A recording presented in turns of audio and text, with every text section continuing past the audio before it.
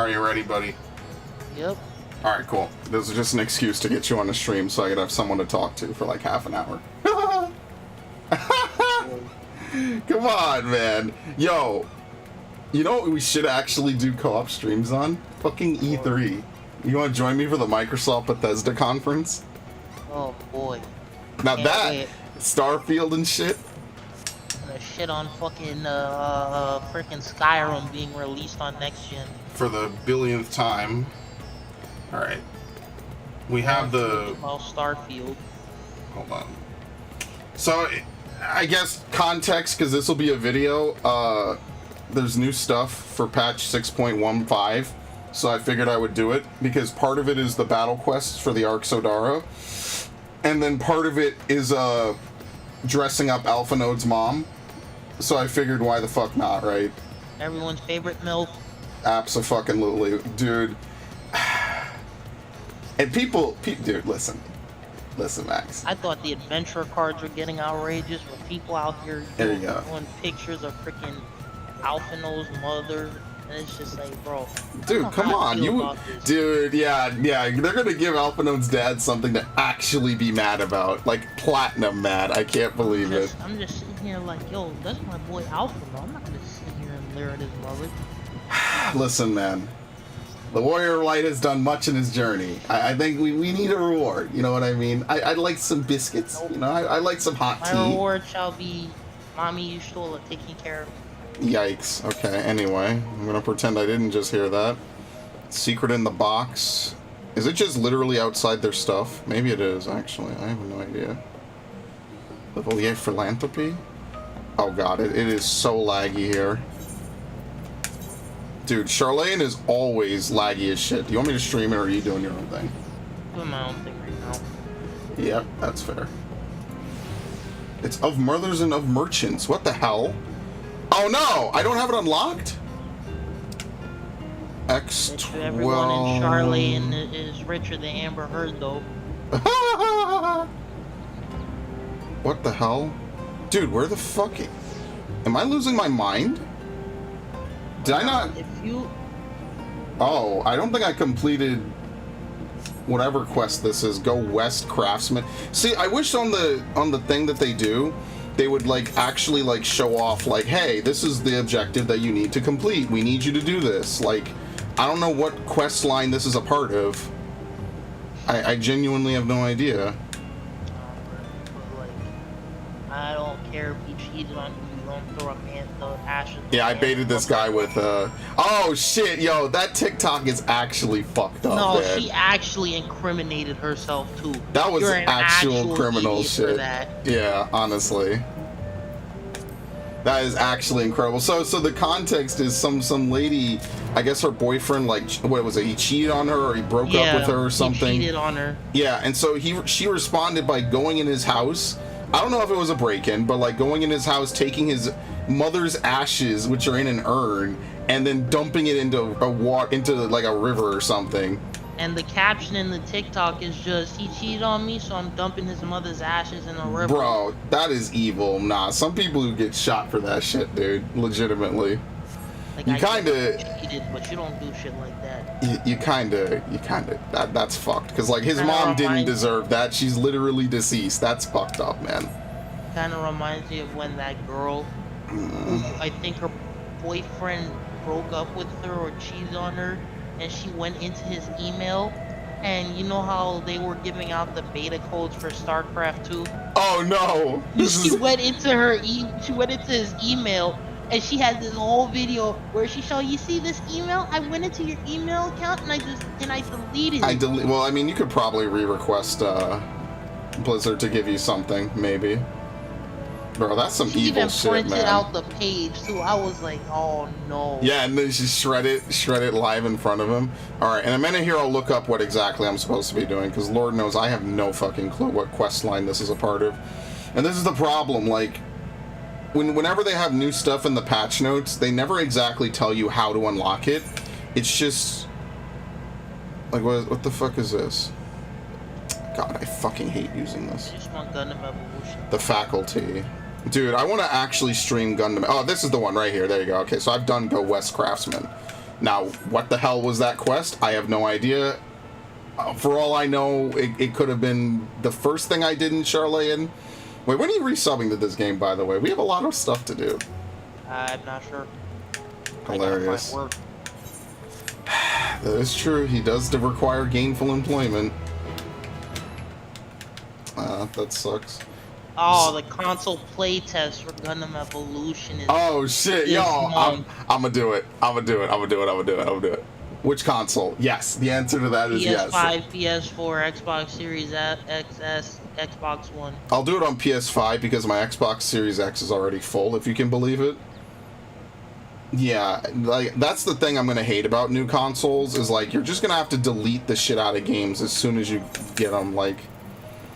Alright, anyway. I should probably do this with a crafter I have not leveled up, I guess. So maybe, what would be another crafter to level up, I guess? Like Goldsmith? The well-dressed attendant. Well-dressed attendant has been sneaking glance at you since the moment you entered the Agora. Found out about everybody looting Alphino's mom.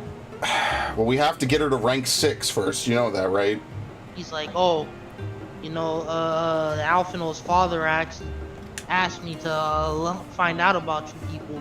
What do you think you're doing? No, but in fairness, right, I'm going to be fair. I'm going to give everyone, what is it, the Emperor's new clothes, including the male turn-ins. So no one can say I'm being sexist. No one can say I'm being whatever. I'm going to give everybody equal opportunity. I don't care. Ask me if I care. Ask me if I care. Ask me if I care. Cancel. Ask me if I care. Ask me if I care. Doesn't fit into our narrative. Ask me if I care. Oh, you're about to fit this into your fucking narrative. Ask me if I care. I don't. Like that SpongeBob meme where he has superpowers. What? Want to see me give a fuck? Yeah, what was the... Oh my god. Again? The actual Avengers, dude. I fucking love it, man. Take me back, please. Back when SpongeBob was actually good. Can't have that no more. Nope, SpongeBob sucks now. I hate it. Thank you for reminding me. Dude, thank you for... Oh no, that did happen! Oh my god. Oh. Alright, it's time to mac it to Alphinode's mother. Let's do it. Yikes. Listen, man. I keep it rolling. Delivery, dude. I keep it rolling like a drive-by. That's literally like Drake. Those are Drake lines. Oh, come on. People act like Drake has hard lines. I mean, he does sometimes. I'm sorry, I can't. You know the thank you for the great memories meme? No. Is Stola's fucking mom? No, it's Minfilia's mom. Holy shit, what? Oh boy. Yo, this is the MILF plotline. What is going on? So. And who the fuck is this? Somebody made, so this meme is like, it's Rowena! Dude, what the fuck? Okay, I'm sorry. God. So it's this meme format where it's like, thank you for all the great memories, not you. And it's like all the Gundams, all the mobile suits in Gundam Evolution. Thank you for all, not you, and not Barbatos. The great memories. Alright, ladies, I insist you join us for a cup of tea. Do sit down. Oh yes, I love my tea with extra sugar. They're gonna loot Minfilia's mom too. They've already. No, it's Minfilia's mom. My bad. Yeah. Dude, Alphinode's mom is so fucking nice. Unironically, so nice. Barbatos on his way to stun the entire team. They're gonna nerf it for the console build. I hate it. No. Oh man. As they should. No, I want to have fun. No one should suffer the way we did. You are the only one who suffered. I had fun. I was the Barbatos. I was countering Barbatos. I am reading this, by the way. Thank you very much. I can hold my base up while I'm standing and jump around whenever I want. Dude, walking around the corner with the mace held high and then waiting for a dude to turn the corner and immediately get down insta-killed literally is the highlight of my existence. That was fucking like hilarious. Playing COD and you're sticking around the corner and you're cooking with a shotgun. Yeah, you got a shotgun ready for the moment the mother... Dude. Alright, she needs money, as usual. And here comes Rowena. I have tons of money. Wow! It would require students to repay some of their tuition after graduating, as some few could afford. It would be no different from a loan. Oh no, this is real world commentary. What the fuck? Yep, enjoy. No, I'm not enjoying it. Fuck you. Everything gotta have real world commentary. I mean, you played the Dead Ends. Is the Dead Ends literally not just real world commentary? Honest. All I'm saying is, bro. Here we go. Barbatos, all I'm saying, when you play Gundam Evolution, Barbatos could be right outside your spawn. Amazing. Oh no. No radar. Uh-oh. Rowena, what? What's going on? What's happening? Hold on a minute now. What in the hell could possibly be giving this woman the confidence to act so bafflingly indifferent? Her husband's supposed to be a bigwig in that form of theirs, and he stands to reason she may have heard rumblings of Charlayan investing deeper in its education system, and in that case, it would be wiser to invest now to reap the benefits later. Better yet, the students who will end up attending will be the best and brightest of their respective nations. If I make them feel indebted to me now, they'll be obligated to repay the favor in the future once they become powerful, distinguished members of society, of course. There's a reason why Geralt wants to run from this woman every single time he sees her. And the irony of it is that they're in love. Unbelievable. It's a shame these scenes are never voiced. Like, this is my biggest complaint with this game. Yo, she winked at me? Let's go. Let's get it. Look at me proud along with you. Dude, there's a reason why she invited us here. Yo, Alphinode's mom is cunning. Holy shit, she knows exactly what she's doing.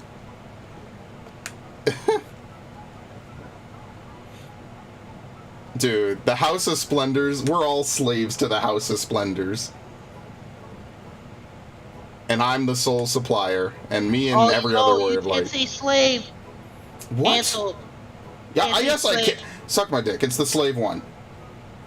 And fuck you, we're not on Twitch, by the way. I would never go on Twitch with someone else in the fucking Discord call. That's the quick way to get banned. I don't care. It's called the slave one. If you're a Star Wars fan and you call it Firestorm, Disney owns your soul. How does it feel to sell out to the fucking mouse? How does it feel to have Mickey's cock down your throat, huh? Yikes. No, I mean it, sincerely. I'm not memeing. Disrespecting Boba Fett and George Lucas like that. Nah, you people fucking playing Infinite and Hail Marying plasma grenades and sticking them across the map. Bruh, people been doing that since 2007, homie. I hate to be the dude. I really hate to be the guy, but people have been Hail Marying grenades since even before. No, people did it in Counter-Strike. People have been doing it on every game ever. It just became a thing in COD 4 because everyone fucking used to throw grenades over the maps because everybody played COD 4. Everybody played COD 4. Or like throwing plasma grenades and just sticking them. You know that they changed Beast Tribes to just being called Tribal Quests? Oh boy, can't wait to see the real world politic decision behind that. It's because... Oh shit, Roronoa Zoro. Oh shit, he's a perfect legend now? Was he ever on my friends list? No, his friend was, I think.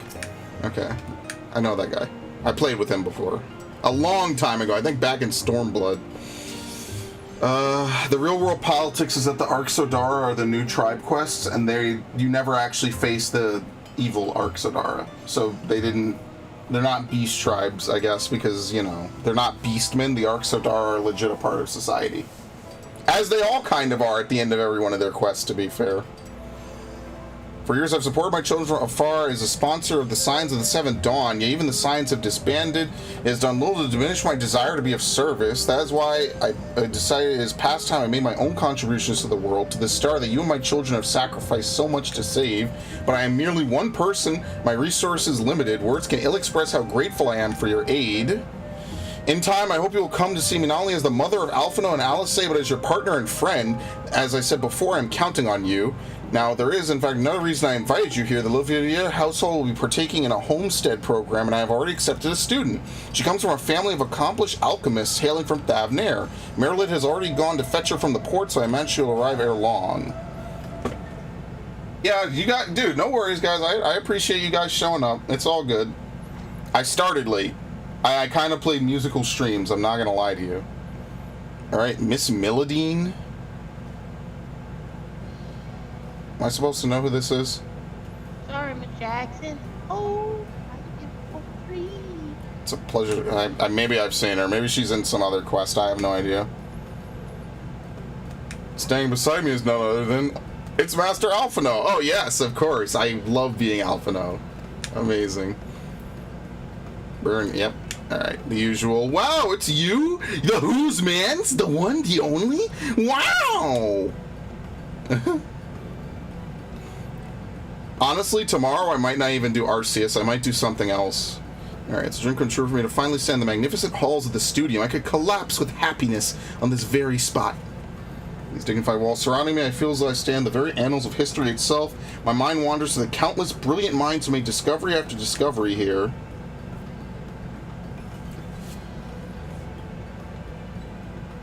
This is not the studium, milady.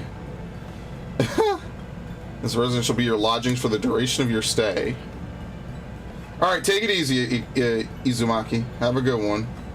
May take some getting used to, but it's my wish you come to feel at home here. Hopefully this doesn't become like a home for troubled teens or something. This is your home? Though I have much to learn, and the thought of your present impression fills me with dread, I hope that we can get along. You need to be so formal. Tell me, what can we do to make you feel more comfortable?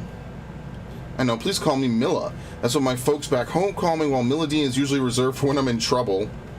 Forgive me, I'm afraid I must continue to observe formalities, Miss Milladine. If it will please you, I shall escort you to your room. Yes, oh.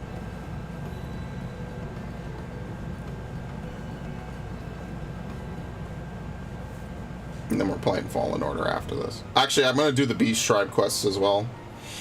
Oh, they're not Beast Tribe. What? I don't care. I'm whose man's is offensive. I get the right to be offensive. I've saved the star. I don't care. Hateful conduct. Imagine. Yo, they're gonna pre-fill out ban forms or ban forms? No, I'll actually lose my mind. You know that's what they were doing, right? They were having people like pre-fill out the ban forms to ban those dudes who lost World First. Because I think America took World First again, and so the Japanese are like really, really, really petty about this. They are really, really petty about this. Okay, here we go. Liam Neeson's 70 years old? Please stop. Aethero-conductive quill. Okay. Let's see if I can use my Shadowbringers thing. Holy fucking shit, he is. Damn, so he was... Wait, where do I buy the stuff to do the craft from?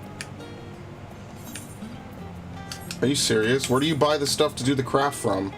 I have no idea. Okay, that's fun. Yeah, usually the custom deliveries, you just buy the items for like 6,000 gil, and then you just craft it real fast. So I wonder if like there's a specific person. It's probably someone in the down here.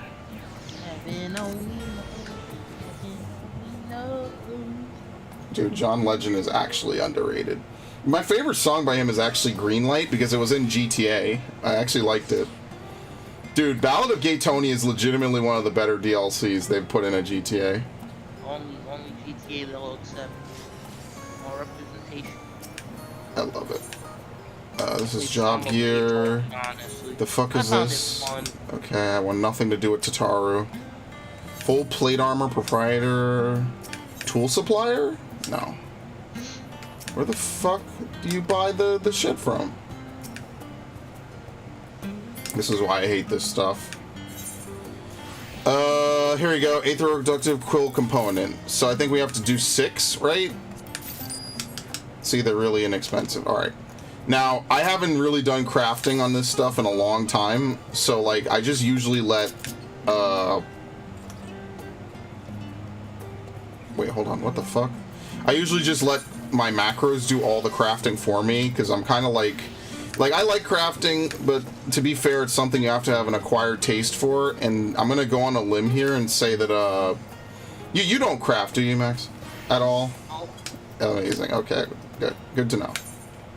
Which is fair. I'm just saying, like, I don't blame you. Like, it is a lot to get into. Like, it's a lot to swallow. Okay. Swallow. Okay, anyway, so for the mature adults in the audience, wow, I'm gonna put this motherfucker in the ground once and for all. In Minecraft, of course. I would never dream of doing such an awful thing to my only co-op partner. How evil could I truly be, Max? Keep pestering me about Resident Evil. I think you're being evil enough. Yo, I actually need to start replaying Resident Evil so I could write a guide for it.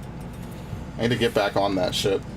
Can't wait to see the fucking the gameplay for Resident Evil 4 remake. I should apologize to Ada. She was right. She always is. You know they had that for Isaac? I should apologize to Shaniqua. She's right. She always is. I love that image. That image is so good. You have no idea. Because it's EA. It's EA. You know they're going to put fucking diversity in it for no reason. Come on. I'll go on record and say that. I have zero faith in EA. Oh, shit. Do I have enough to do this? Yes. Oh, God. There you go. See, that's max quality, which is exactly what I want. I guess I can make a 4-step macro. All these people who want live action Clone Wars flashbacks in Kenobi. No, it's not going to work. Part of the charm of Clone Wars, as much as I hate to say it, is how ugly it is, for lack of a better word. I really hate to be that dude, but part of the charm of Clone Wars is how disgustingly ugly it is.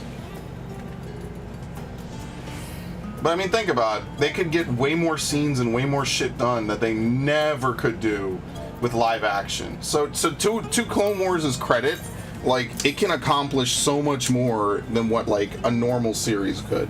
And that's the beauty of CGI. And plus, Jar Jar doesn't look as jarring. We get to enjoy Reva. Oh, jeez. Okay, I'm gonna go on record, and you don't have to support me on this. April conduct incoming. No, but for real, right? Like, if people are talking shit, I think didn't we talk about this? Didn't we say this? We said this in the Fallen Order playthrough, have we? I'll interject this. Well, let me go first, so that way let me be the shield, because they're gonna attack you too. The show sucks. It doesn't suck because Rev is played by a black woman. It sucks because the characters are doing things I find to be just frankly unfucking-believable. And also just bad. It cheapens everything about A New Order. What's the episode 4? I'm sorry, A New Hope. Sorry. And I feel like Disney is definitely riding the bandwagon of, wow, there's a lot of bigots in the universe, to kind of run interference on people talking about how shit the show is. Like, I don't think that necessarily anything is wrong with what they did. The only complaint I saw that was a diversity problem is that there's no aliens on Tatooine if you look at those scenes. Whereas in episode 4, there's aliens everywhere. So maybe, was it like a human quarter or something, and I just forgot? What? But when they show up, like, were there aliens in episode 1 at all? Because I feel like there weren't. Yes, there were.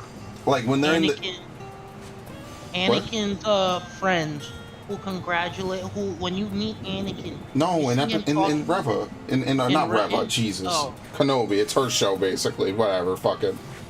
Book of Boba Fett is basically Book Fennec of Shan. Book of Boba Fett for the flashbacks, Book of Fennec Shan for anything that's even cool. But no, like, if people are shit if they're attacking the actual actors, like, they're just actors. It's like, it's not their fault that the shit sucks unless they had a hand in writing it, in which case that's another story. Again, this goes back to when people talked about how the romance for the prequels wasn't good. George Lucas was, I'll go out on a limb and say I don't think he was good. I don't think most people can't write romance. Yeah. Let's be fair. Yeah. It either ends up being really cheesy and really, like, weird, or it ends up being, like, low-key, like, fan fiction smut.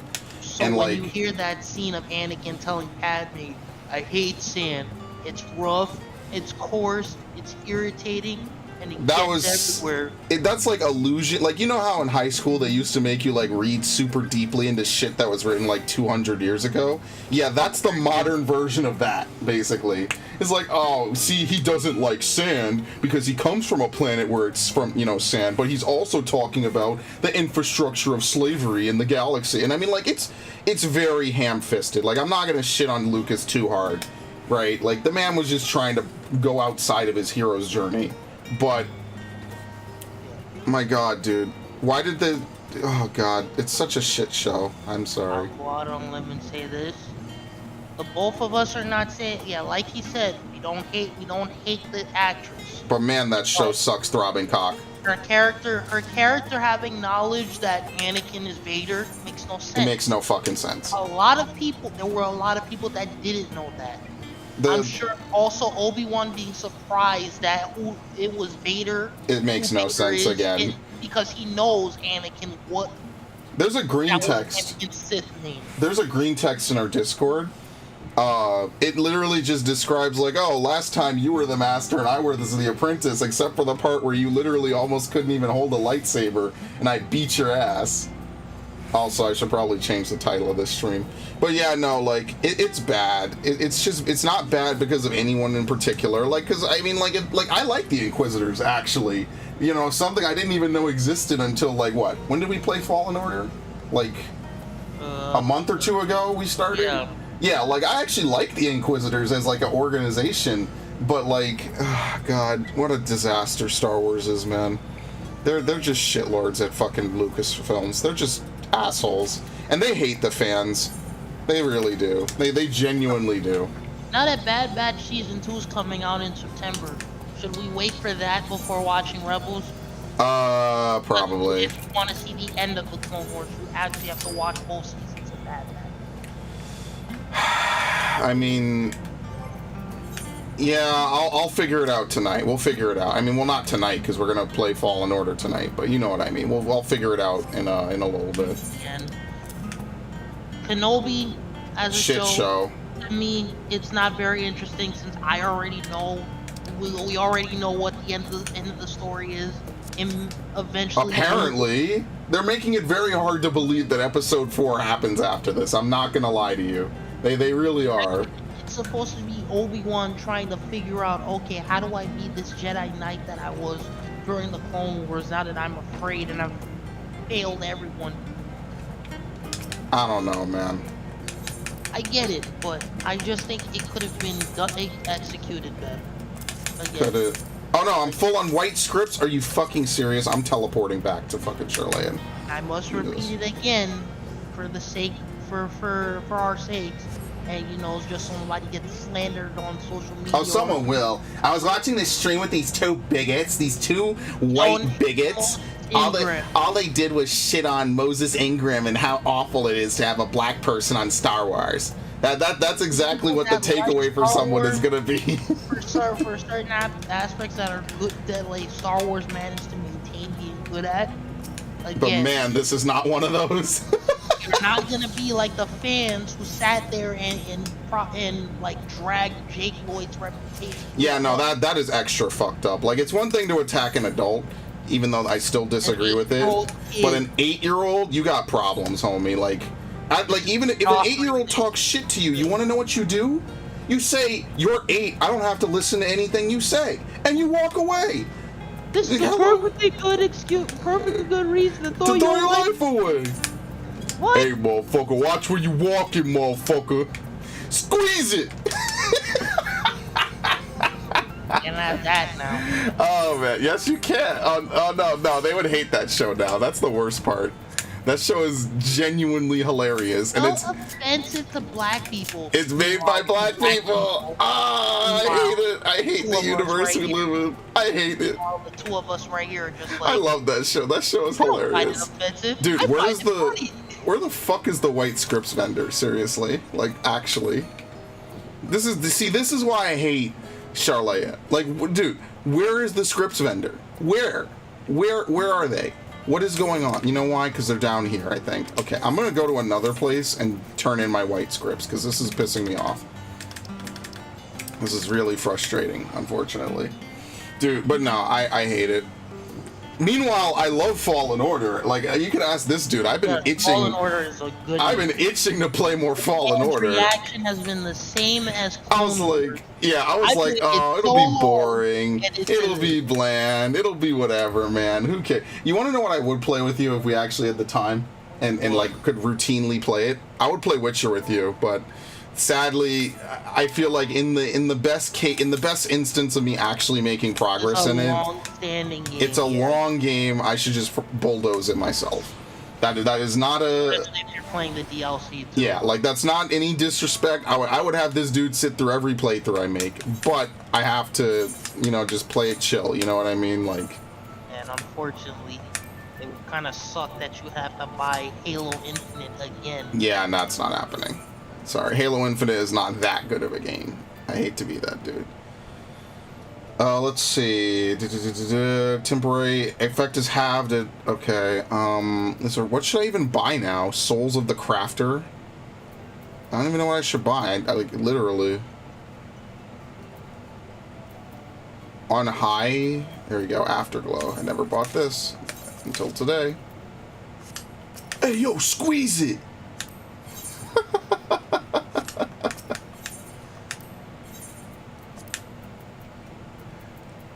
Purple script exchange. Dude, like, what am I even supposed to do this with? Like, seriously, I have no idea what to even buy with white scripts anymore. I legitimately have tapped out. I don't know. I bought everything I possibly can with white scripts. The Last Jedi ruined Star Wars. I would say it was a downhill trend after that. Yeah, I won't lie. A celebrity actually made this. Actually made a Reddit account. Just so they. I'm not gonna lie to you, it was kind of bad after that. I think episode 7 was a shot in the dark that I have no problem with. I would not say it's a shot in the dark. I would say it's a pleasant stroll down a familiar path. You feel like you've been down it. You know you've been down it. Yeah, because if you've watched the original trilogy and the prequel trilogy, like 4 plays out episode 1 plays out the same way 4 does. I would actually say it totally does not. Kid comes from a sand planet. Well, yeah, but episode 1 ends very somberly, though. Same kid ends up destroying a giant space thing or whatever. Okay, I guess. But I mean, like, the ending of it is actually very bittersweet. Yeah. Like nothing really good happens at the end of episode 1, to be fair. That's why I like episode 1. 5 and 2 is essentially just kids finally getting into his Jedi training. Wants to do more, wants to fight, gets a bit cocky, gets their hand cut off. Don't worry, Rey doesn't get her hand cut off. Literally nothing bad happened to Rey. Nope. Nothing bad happened to Rey. Jedi. Rey's just too good overall, dude. Meanwhile, we got Jedi like Anakin who had worked their ass off. Literally the pariah of the Jedi Academy. Dude, Disney turns everything to shit. That's what I learned over the last couple of years. The pariah of the Jedi Order. A dude who was constantly told he would not be a good Jedi. You know what we should do? We need to replay fucking Revenge of the Sith. And I'll just edit the movie portions out, honestly. And we'll actually play it. That Mace Windu fight was actually pretty kino, and that was actually pretty kino. The Order 66 scene too. Yo, that shit hits hard, man. That is one of the best scenes in cinema, in my opinion. And the fight between Anakin and Obi-Wan in that game. Well, we didn't get to that. Thanks for the spoilers. Maybe they don't fight in the game. I don't know what you're Maybe they don't fight. Maybe they have a dance off at the end, for all I know. The same thing. What are you talking about? What are you talking about? Maybe they have a dance off at the end. Wouldn't that be cool? they could dance off to I'm Han Solo, dude. Yeah, all right. You can see now that the Carbonite's gone. Sure. Okay. Meanwhile, Padme is okay. Palpatine gets overthrown. Yeah, everything's happy. Yeah, dude, literally the best possible ending. I mean, Mace is dead, but whatever. they actually have a extra like what if ending where Anakin kills Palpatine Hilarious. and he beats Obi-Wan. It's the scene where he's like, hey, Oh, Obi-Wan's like, I have the high ground, Anakin. Yeah, I've seen it. It's just as dumb as the original scene, by the way. It's just as bad. Somehow It's over, Obi-Wan Anakin. misses. I've got the high ground. Don't jump. He misses. Obi-Wan misses Anakin. And Anakin just stabs him in the back. And it's like Dark Souls. It's like a Dark Souls backstab. Yeah, honestly. You should kick him off the saber, even though that makes no sense. And then oh, wait, hold on a minute. We're not going to skip past that Mr. Dark Souls over here. So this piece of shit, this motherfucker, I'm going to put you under the fucking tractor. You know, this guy comes out, Malcolm, I can't buy any of these other games, Malcolm. I mean, what do you want me to do? And then 5 minutes later, what the fuck does he buy? Elden Ring. You piece of shit. I hate you. God damn you. No, not moving on. I'm mad. I'm angry. I'm actually mad. I'm seething. Hatred is in my soul. Oh, please work. Did I miscalculate this? Nope, got it. In the game, Palpatine shows up with the clone troopers, and then he says, here is your new lightsaber. Darth Vader. Together we shall rule the galaxy. He Snokes him. Holy shit. No, so Anakin turns around, so he takes the lightsaber, turns around, throws it up in the air. No way. And turns it and stabs Palpatine with Bullshit. it. I was like, what the Bullshit. fuck is that? Bullshit. I was like, if you're gonna stab him, all that was unnecessary. Bullshit. You can literally bullshit. Unbelievable. And somehow this is still cooler than anything they make on a routine basis. What the fuck, dude? No, honestly, no.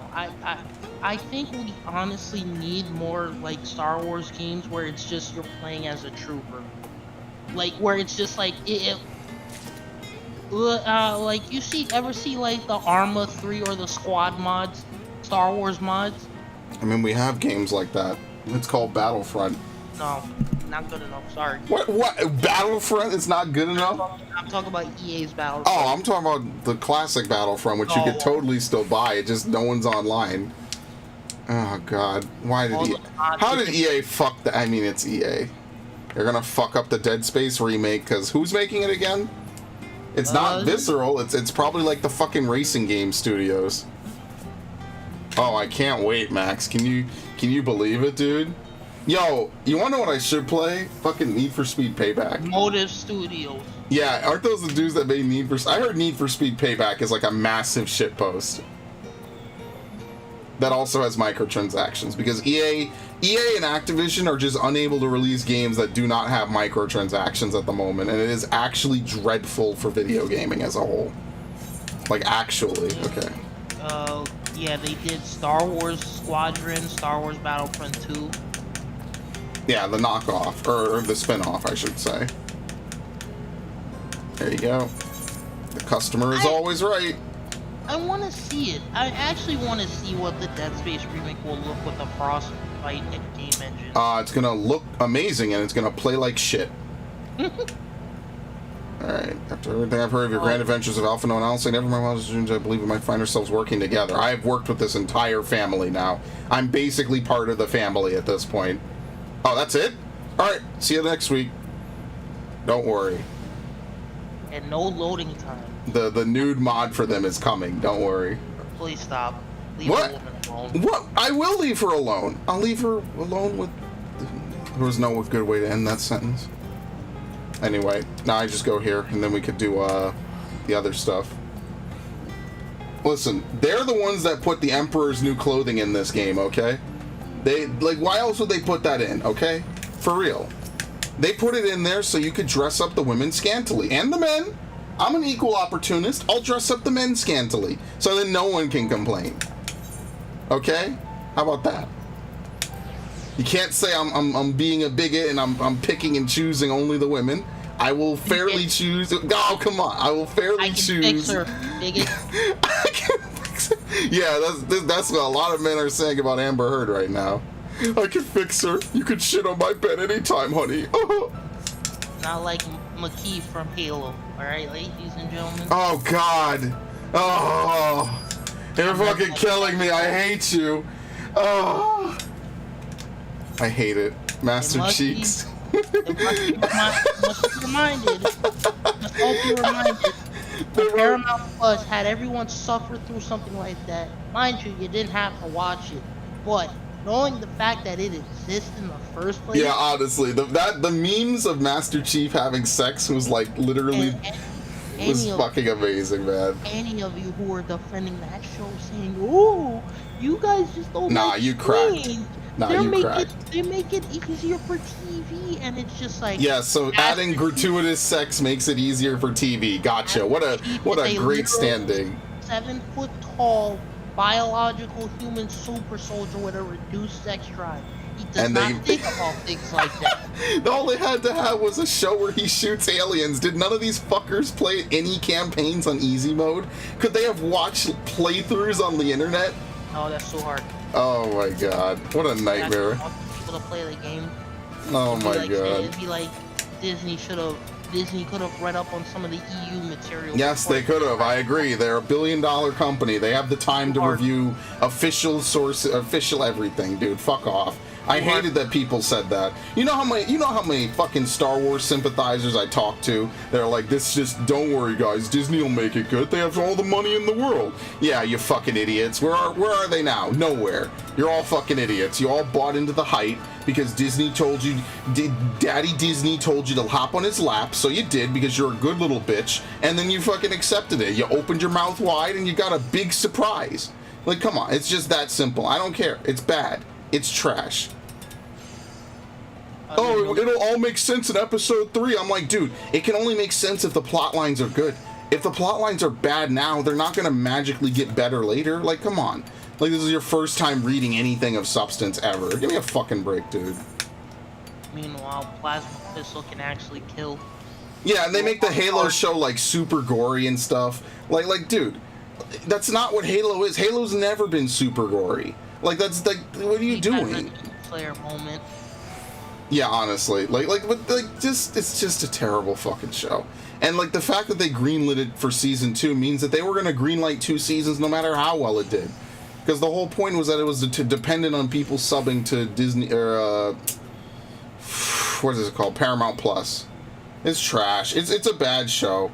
And we all know it's bad, but they wrote the most Intel plot line imaginable, right? Because, like, they're like, oh, well, this woman has her own agenda, her own plot line, her own everything. And then they flip around and they're like, oh, well, Master Chief dicked the evil out of her. Like, who writes this? Yeah, I feel like some dude would write this in a fan fiction or like in a mod or something or whatever. And you know, Kotaku, Polygon, Reset Era, NeoGAF would all hop on the "this is troublesome" bandwagon and be like, no, this is terrible, guys. You can't have men believing they can fix women by fucking them. And then fast forward, and that's literally what the show is. Like, give me a break, dude. Come on. Like, really? All I'm gonna say. Really, man? Come on. They would get mad at people if they wrote this fucking bullshit, dude. Had that dude playing Sergeant Johnson. No Sergeant Johnson in the show. And, like, the dude that plays Keyes is fine. But Keyes never had that big of a role in the games. Now, in the books, I don't really care because whatever. I think the Halo books are actual sleeper fests. But, like, come on. Come on, man. The Flood is actually a good read. Halo, no, and the best part is none of this has anything to do with the Flood, which I think is the worst part of Halo, right? Like it just Reach is such an open and shut thing. There's a reason why I consider it to be one of the best first-person shooter campaigns I've ever played. It's open, it's shut, you don't need to understand much, you learn everything you need to know about the characters playing it, and it has a good, resolute, like, poetic ending. It's bullshit, man. I'll say this, if you actually want a retelling of CE with everything that wasn't, like, all the, like, different point of views that wasn't in the game, like, start to finish, Halo the Flood is actually the greatest thing, is actually the best thing to read. I could dick the evil out of her. Yeah, Captain Savaho over here, legit putting in hours to try to fix this woman. You ever fixed a woman? And first of all, the terminology I'm using is already terrible. But you ever fixed a woman and her whole mentality and mindset by taking her on a walk in the park and then fucking her brains out? This is like, dude, come on. Who writes this? Ew, Like, who writes this? Actually, who fucking writes shit like that? What is wrong with the people that wrote that shit? And this is not even by my logic, right? I just think it's bad. But like, who actually like approves this shit, right? Like they won't. Like the dudes that comment on the female serial killers. I could fix her. I could save her. Every time.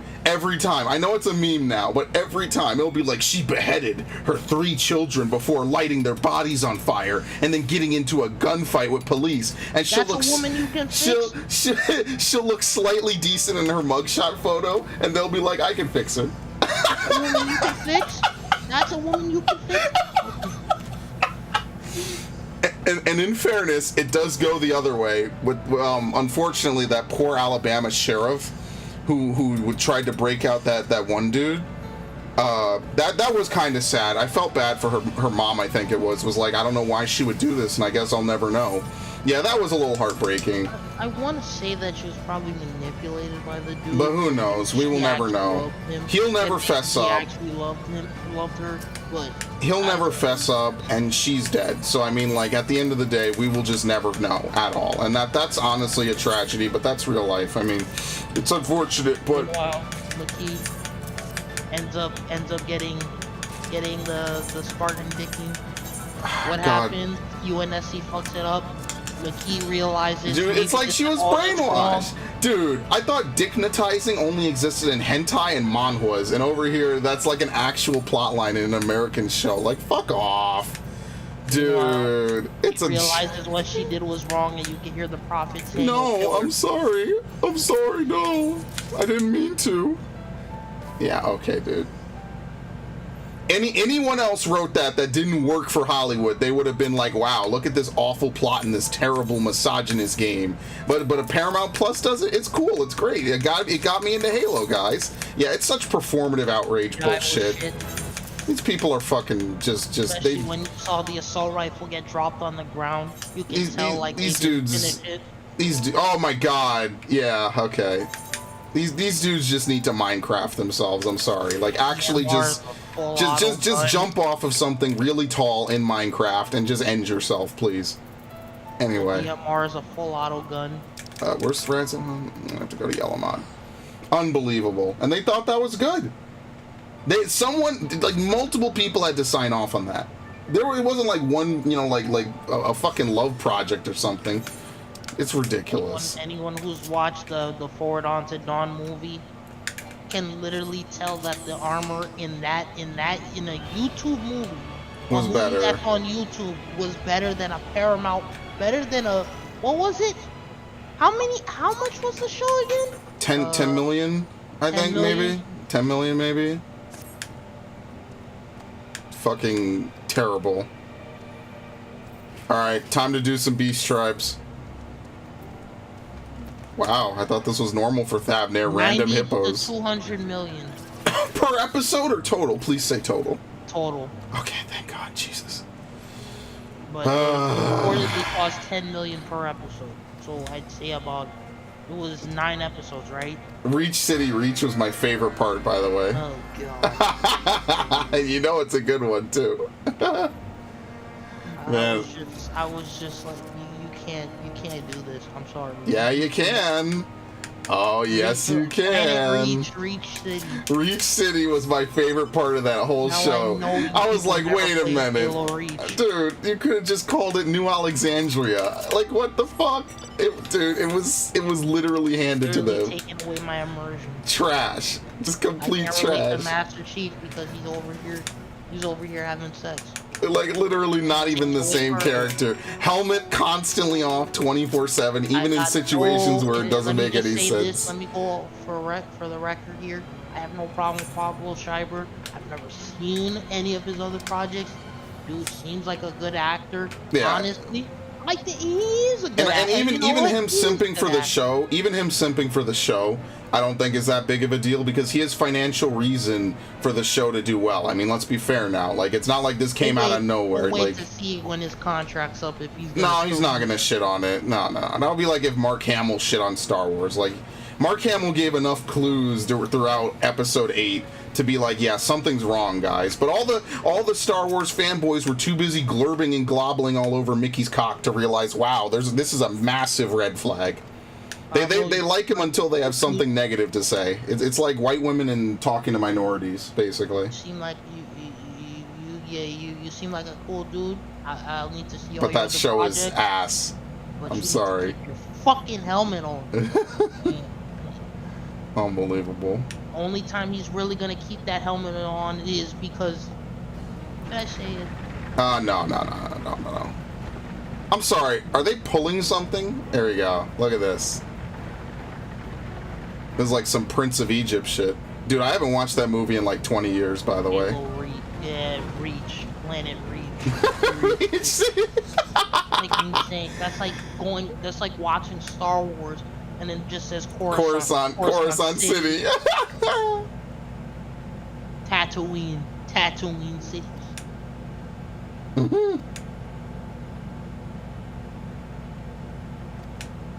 Amazing. They were fucking racing hippos. And I'm sure, like, they probably, and I get it. It's like the whole you have New York City and New York State, but it's just like you have source material to go on. Dude, media sucks now, man. Don't worry, the Tower of Zot's not there anymore. Everything's fine, dude. Our racing days are over. They were yesterday. And they were over yesterday, and they were a day before that, too. They were literally doing a fucking street race. That's crazy. Unbelievable. Callisto Protocol 2. Dude! Oh my god. Please tell me you're getting it. Please tell me you're getting it. Please tell me you're getting it. I'm not sure. Dude, play Resident Evil 2. Come on. How much is Callisto Protocol? It's gonna be 60. It's a new game. Dude, every new game is 60. Maybe even 70 if you're really unlucky. Yeah, 70. Day 1 edition. Never mind. I'll just wait for it to be less. I won't be waiting waiting that long, I'll tell you that. Yep, $70.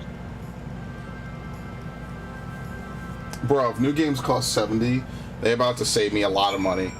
I'm gonna be honest with you. Like, I'm getting 3 Hopes and I'm getting Xenoblade 3 and that's it. Like, Me actually. buying Lego Star Wars the way I did, I got it on sale and I was like, you know what? I would have been fine paying $50 on it. Awful.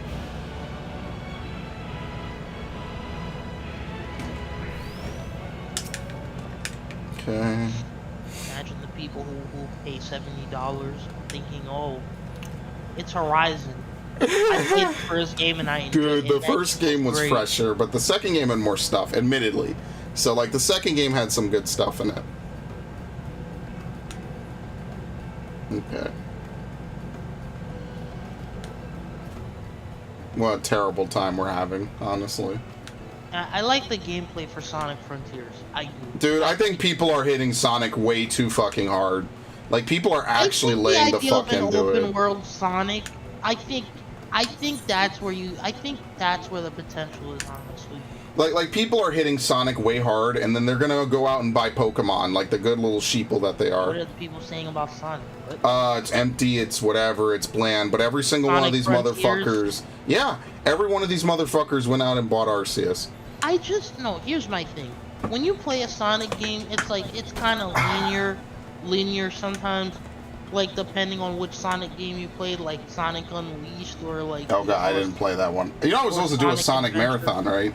Oh boy. I bought a bunch of Sonic games because I was gonna do a Sonic Marathon. Sonic the Black Knight. Yeah, I had all of it, dude. I had like every Sonic game. Silver the Hedgehog. He doesn't have his own game, thank the Lord. No, I was gonna play Shadow the Hedgehog.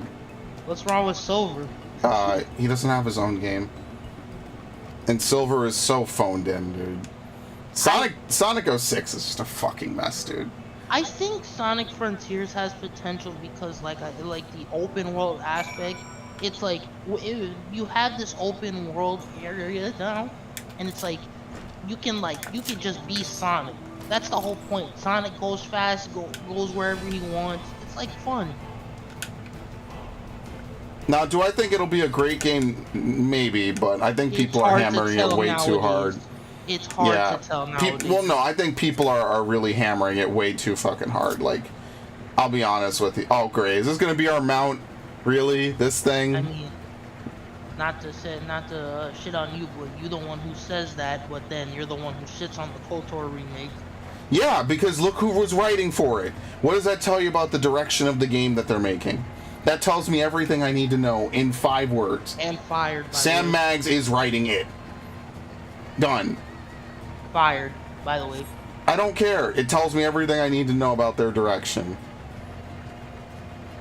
I don't need to know anything else. Fired or quit. I don't know what happened. I don't care. I don't care. It's EA. That's all I need to know.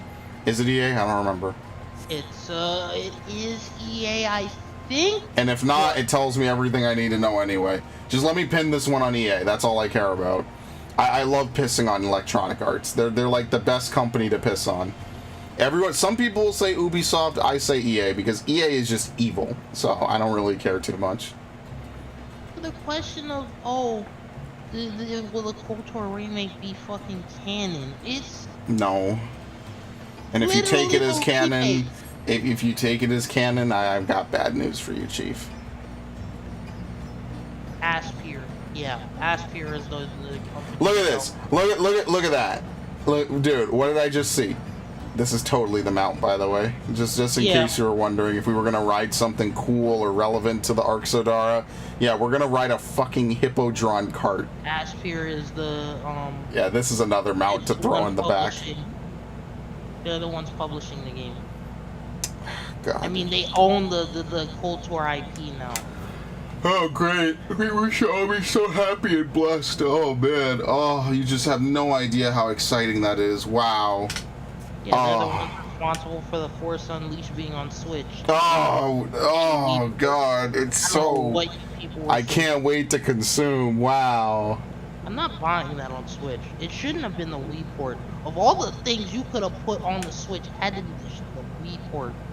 Like, really, dude? I didn't like the Force Unleashed 1 for the fact that it was the PSP that had the historical battles mode, and not like the 360 and PS3 version. Bro, I'm not gonna lie to you. I didn't even think Force Unleashed was that good when it was new. I know that's probably a hot take, but I genuinely did not think it was that good even when it was new. I know that that's some people like really like it. I thought it was like a passable like linear beat 'em up hack and slash. Like I wasn't about to lose my shit over Force Unleashed. But you'll lose your shit over Metroid Dread, right? Yes, because it was a good game and it was a well thought out and well executed game. It was also a game I waited years for and it lived up to the hype, which is rare. It's very rare to say that now. They announced it! Oh my god! Oh my god! Man, you're quite something, aren't you? Oh great, look at this. I love the Hippo Cart, guys. E3 will return in 2023. Okay. Yep, that's what they said last year, dude. It's so fucked. That's what they said last year. Oh, we'll have E3 next year, guys, and then E3 is totally not happening this year. Yeah, we'll have E3 next year, guys, and then yeah, that's the state of E3. It'll happen again someday, just like them talking about Beyond Good and Evil is gonna happen someday. So yeah, we're probably getting more Assassin's Creed DLC, and they're gonna charge $40 for it, and I'm actually going to sue Ubisoft because they're literally committing a high-speed robbery on their loyal fans. Could you, bro? On the loyal fans, they're trying to milk them. You know how evil you have to be to fucking imagine if like I don't know. Every time someone spoke in my Discord, I was like, well, I'm not gonna talk to you until you give me money or something, right? Could you imagine how evil you would be? Like, come on, man. I think like publishers like EA need to like need to not handle certain games. That's Like, never gonna happen. I'm ticked off about the Old Republic. Like so you know how in Final Fantasy when you're typing in the chat box you're not like you don't get stopped after one message and told yeah you have to wait a while. You can't get that. Yeah, it's after one message. That's Not fucking some. crazy. One. Oh man. You have to be subscribed. And remember what I told you about the headgear thing? Dude, Tortanic is a mess, but yeah, go on.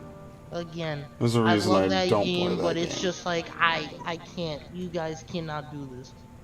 They can and they will. That's the point. They want to milk money out of you. Star Wars Galaxies. They want to milk money out of you. That's all they care about. Do you think they care about making a good game?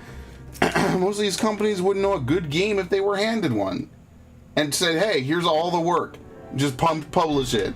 And they would still fuck it up because they would add microtransactions and shit to it.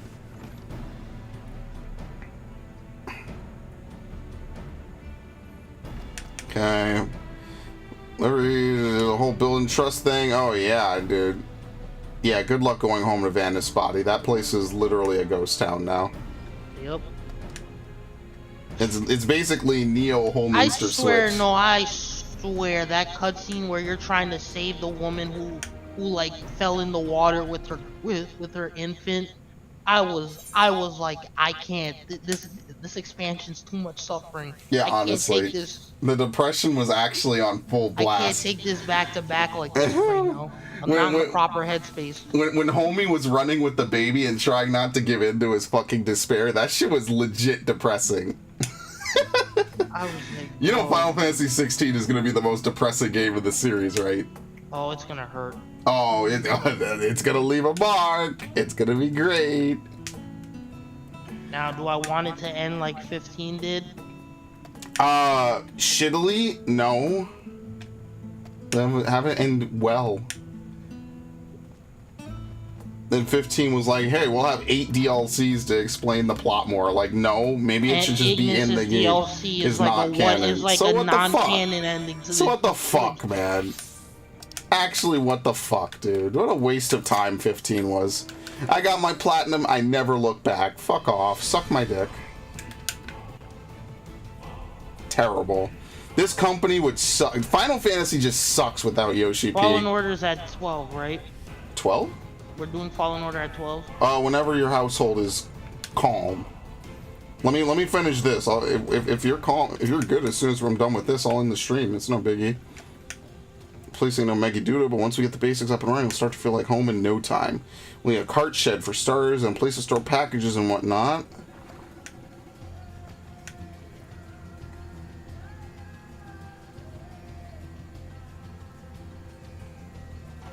Well, today we're making our name as Reliable Delivery Workers. I mean, name for our new business something real trustworthy.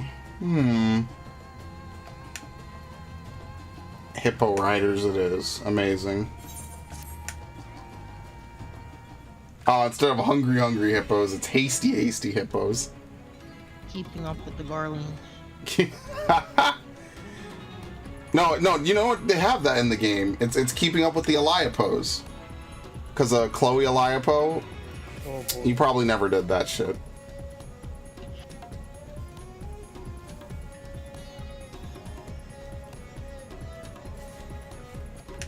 Alright, they're still known on the island as local delinquents. Use your experience as an adventurer and trusted hero to help them better their reputation. I mean, you would think at this point that if I vouch for somebody, people will be like, alright, well, if the bloody warrior of light says so. Like, come on, bro. You know who I am. You talking to me? Oh, you were that guy that was leading the Crystal Braves, right? Oh, yeah, great. That's what they'll remember me for. Not saving the star. Yeah, you know, fuck it.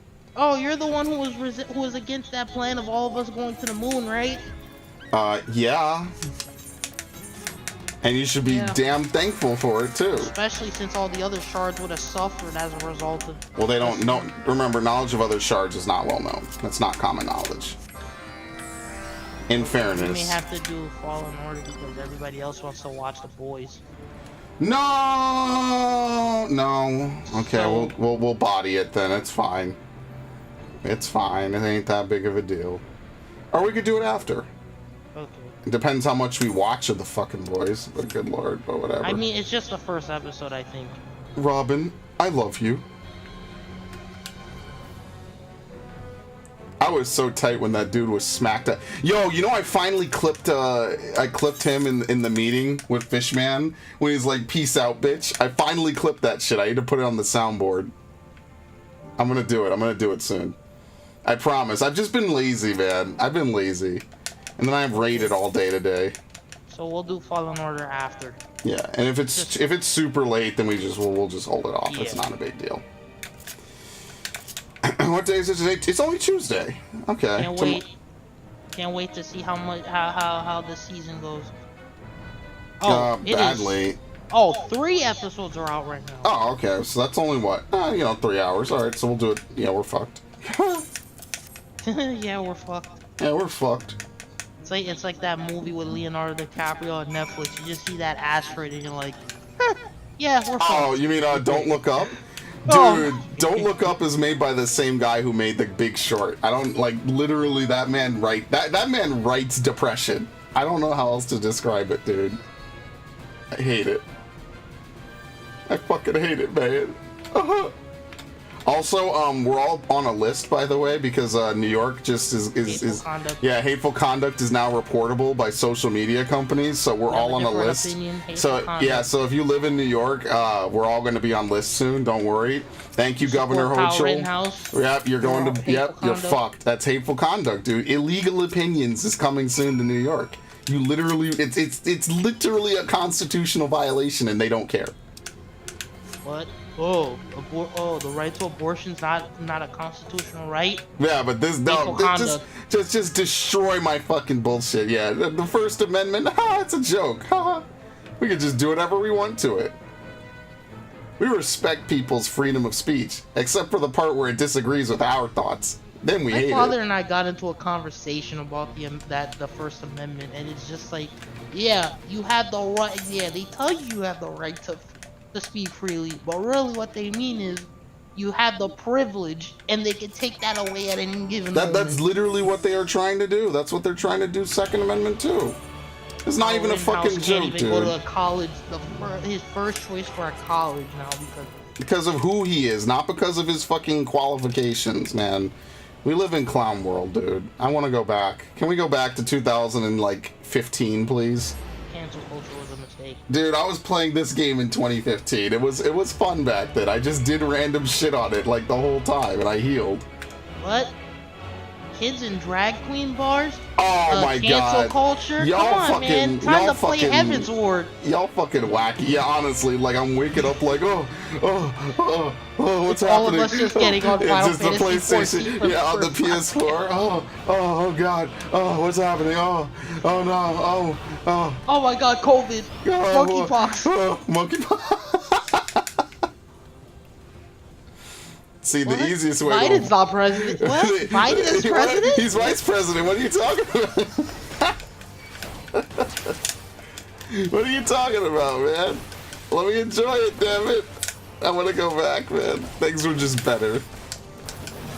Honestly, I think the Killzone 2 and 3, they should have had an HD collection for 1, 2, and 3. They did. Ported them to PS4. They did. Oh, PS4. Yeah, that's the part that.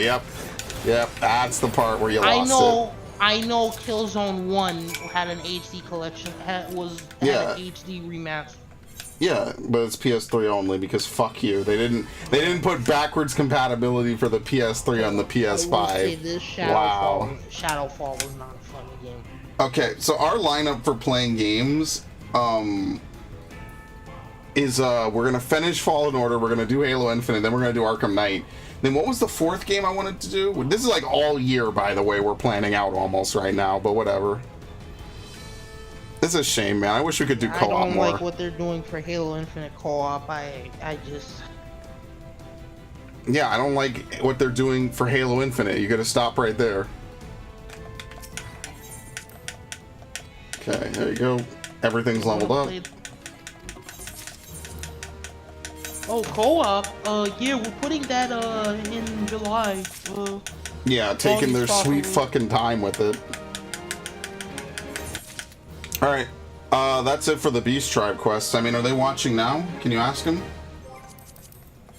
Give me a sec. Yeah, ask them now if they're gonna watch it. Because if they are, then I won't do anything else.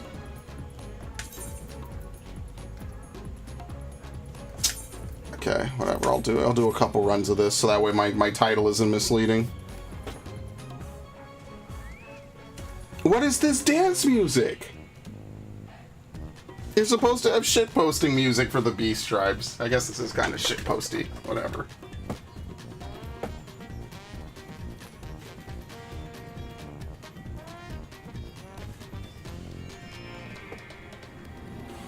Ah, good lord.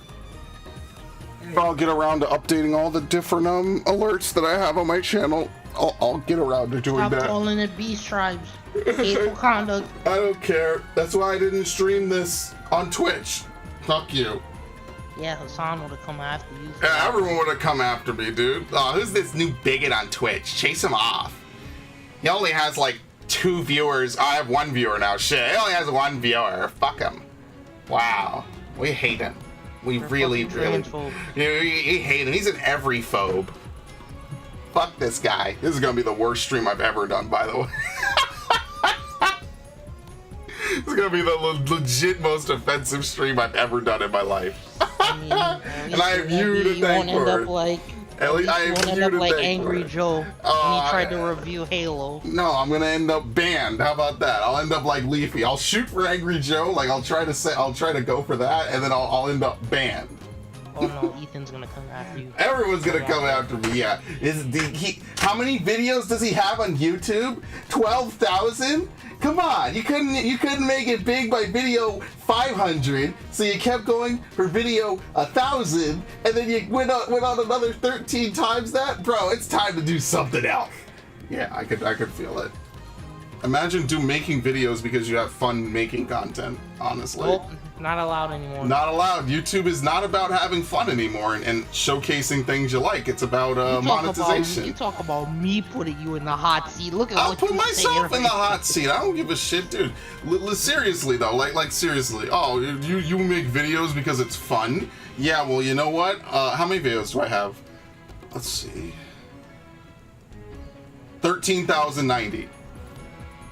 Oh, you piece of shit. You make KOTOR. I was on Reddit and apparently somebody tried to upload a KOTOR walkthrough. And then they apparently YouTube demonetized their videos. Why is the verdict the only thing that shows up? Oh god! This is not how I want my channel represented. Oh fuck! Yep. No! I hate it! What? Terrible. Can I please get like some of my real footage put up here? Dude, no. It's all the verdict. Really? I'm about to take down every verdict I've ever made, unironically. Well, doesn't fit our narrative. Fuck me, man. Fuck me running. Genuinely. Oh, here's some streams. Kirby and the Forgotten Land Part 4 and Pokemon Sword Episode 17. Or Stream 17. Look at that. Minish Cap Part 3. Yeah, somebody's KOTOR 2 playthrough keeps getting blocked on YouTube because of unpublished content. What? Someone has the game already? Or is it normal KOTOR? Normal. Oh, that's KOTOR evil. 2. Oh, fuck off.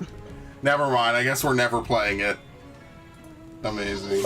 You can't even. That was my Windows noise, by the way. Can't even do classic KOTOR anymore. Oh, somebody. The OP says, I imagine this is because of the impending Switch version making the restored content official. Oh, okay. I mean, that could be it, but I mean, that seems very oddly specific. I'm not gonna lie to you. Because you know the restored content mod was a fan thing, right? Yeah, so like people actually data mined and created the mod. No, we want you to pay for it. The game. You have to pay for it. No, you can't just take it and use it on your own. No. Having fun with the game, but we haven't been paid yet. the mod is supposed to help because, you know, again, KOTOR 2 was terrible on PC. Terrible. You played that game. You play that game for too long, and eventually the dialogue just like. That's hilarious. Yeah, you told me about that. That's such shit, man. That's trash. That's really kind of trashy. You also have to play. You can't play it in full screen because of the fact because certain the cinematics will just not work. That's fucking hilarious. Yeah, a lot of PC ports are just really kind of fucked up, unfortunately. Like, PC ports did not get good until the mid-2010s. Like, after that, then they became decent. Remember how bad the Master Chief Collection was on launch? No, not on PC, but it was bad on Xbox, from what I heard. On Xbox, I heard it was pretty bad because it was skipping cutscenes by it. You were skipping cutscenes. They weren't even pressing skip. The end has come, and it will be beautiful. Can we get a Palpatine reference to Final Fantasy 14? Zodiark. Oh, my controller's fucking up. Isn't this beautiful? I really love this. Star Wars and Kingdom Hearts more, please. Bob, you don't even play Kingdom Hearts. The fuck do you want Star Wars and Kingdom Hearts for? You don't even fucking play Kingdom Hearts. Referencing the sequel trilogy. Oh yeah, I just want Rey to show up and kill everybody, and then she gets a Keyblade too. Wouldn't that be great, guys? Wow, this would be an amazing twist of fate for Star Wars. Unprecedented. It would be God tier. Oh man, thank you, Max. What a very great fucking thing you want to happen. The original trilogy in there. Okay, so they can put Jar Jar in. And then people can complain about Jar Jar for the billionth time. Oh, okay, my bad. I misheard. I'm doing multiple things with my brain right now, okay? I'm a very busy man tanking, you know what I mean? Tanking is hard work, Max. The Sacred Brotherhood of Gunbreakers will be very pleased with my progress. I just want Gundam Evolution to come out. That's it. Oh, well. I just want to play it. Yo, you should have fun playing Pale Rider. Fun on Pale Rider, he says. I'll have fun with Sazabi, but the moment I see Barbatos, I think I'll just rage out. I'll be like, yeah, no, I'm good. Dude, Barbatos is so much fucking fun. I should upload my Gundam Evolution footage, like, actually. They either need to nerf his speed. No, they need to nerf his health. They need to nerf his health, and they need to change the way the mace mechanic works. That's the best way to do it. Of a character, you can't have 1,000. I don't think he should have a touch of death. Yeah, I just don't think he should have a touch of death combo. That's just generally my first thought.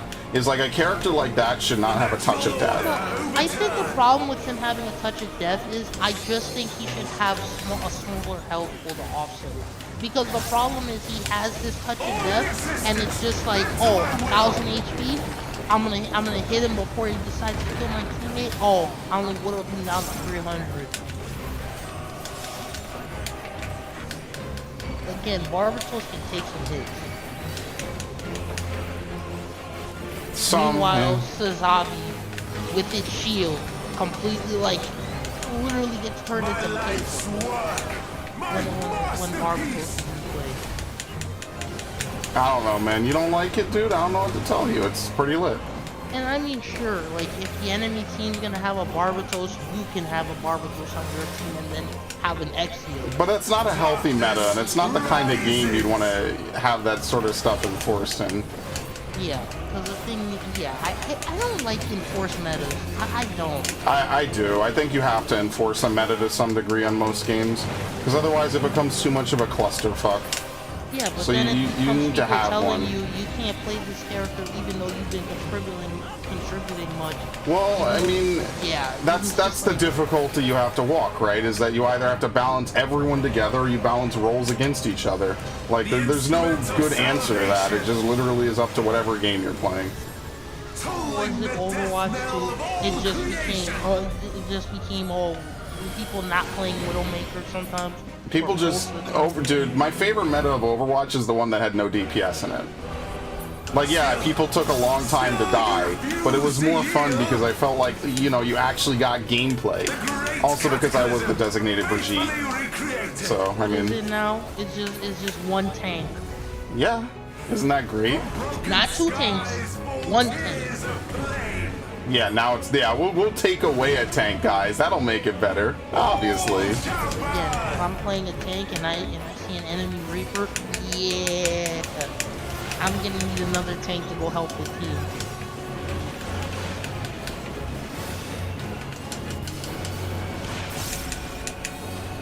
Meanwhile, I would love to play McCree.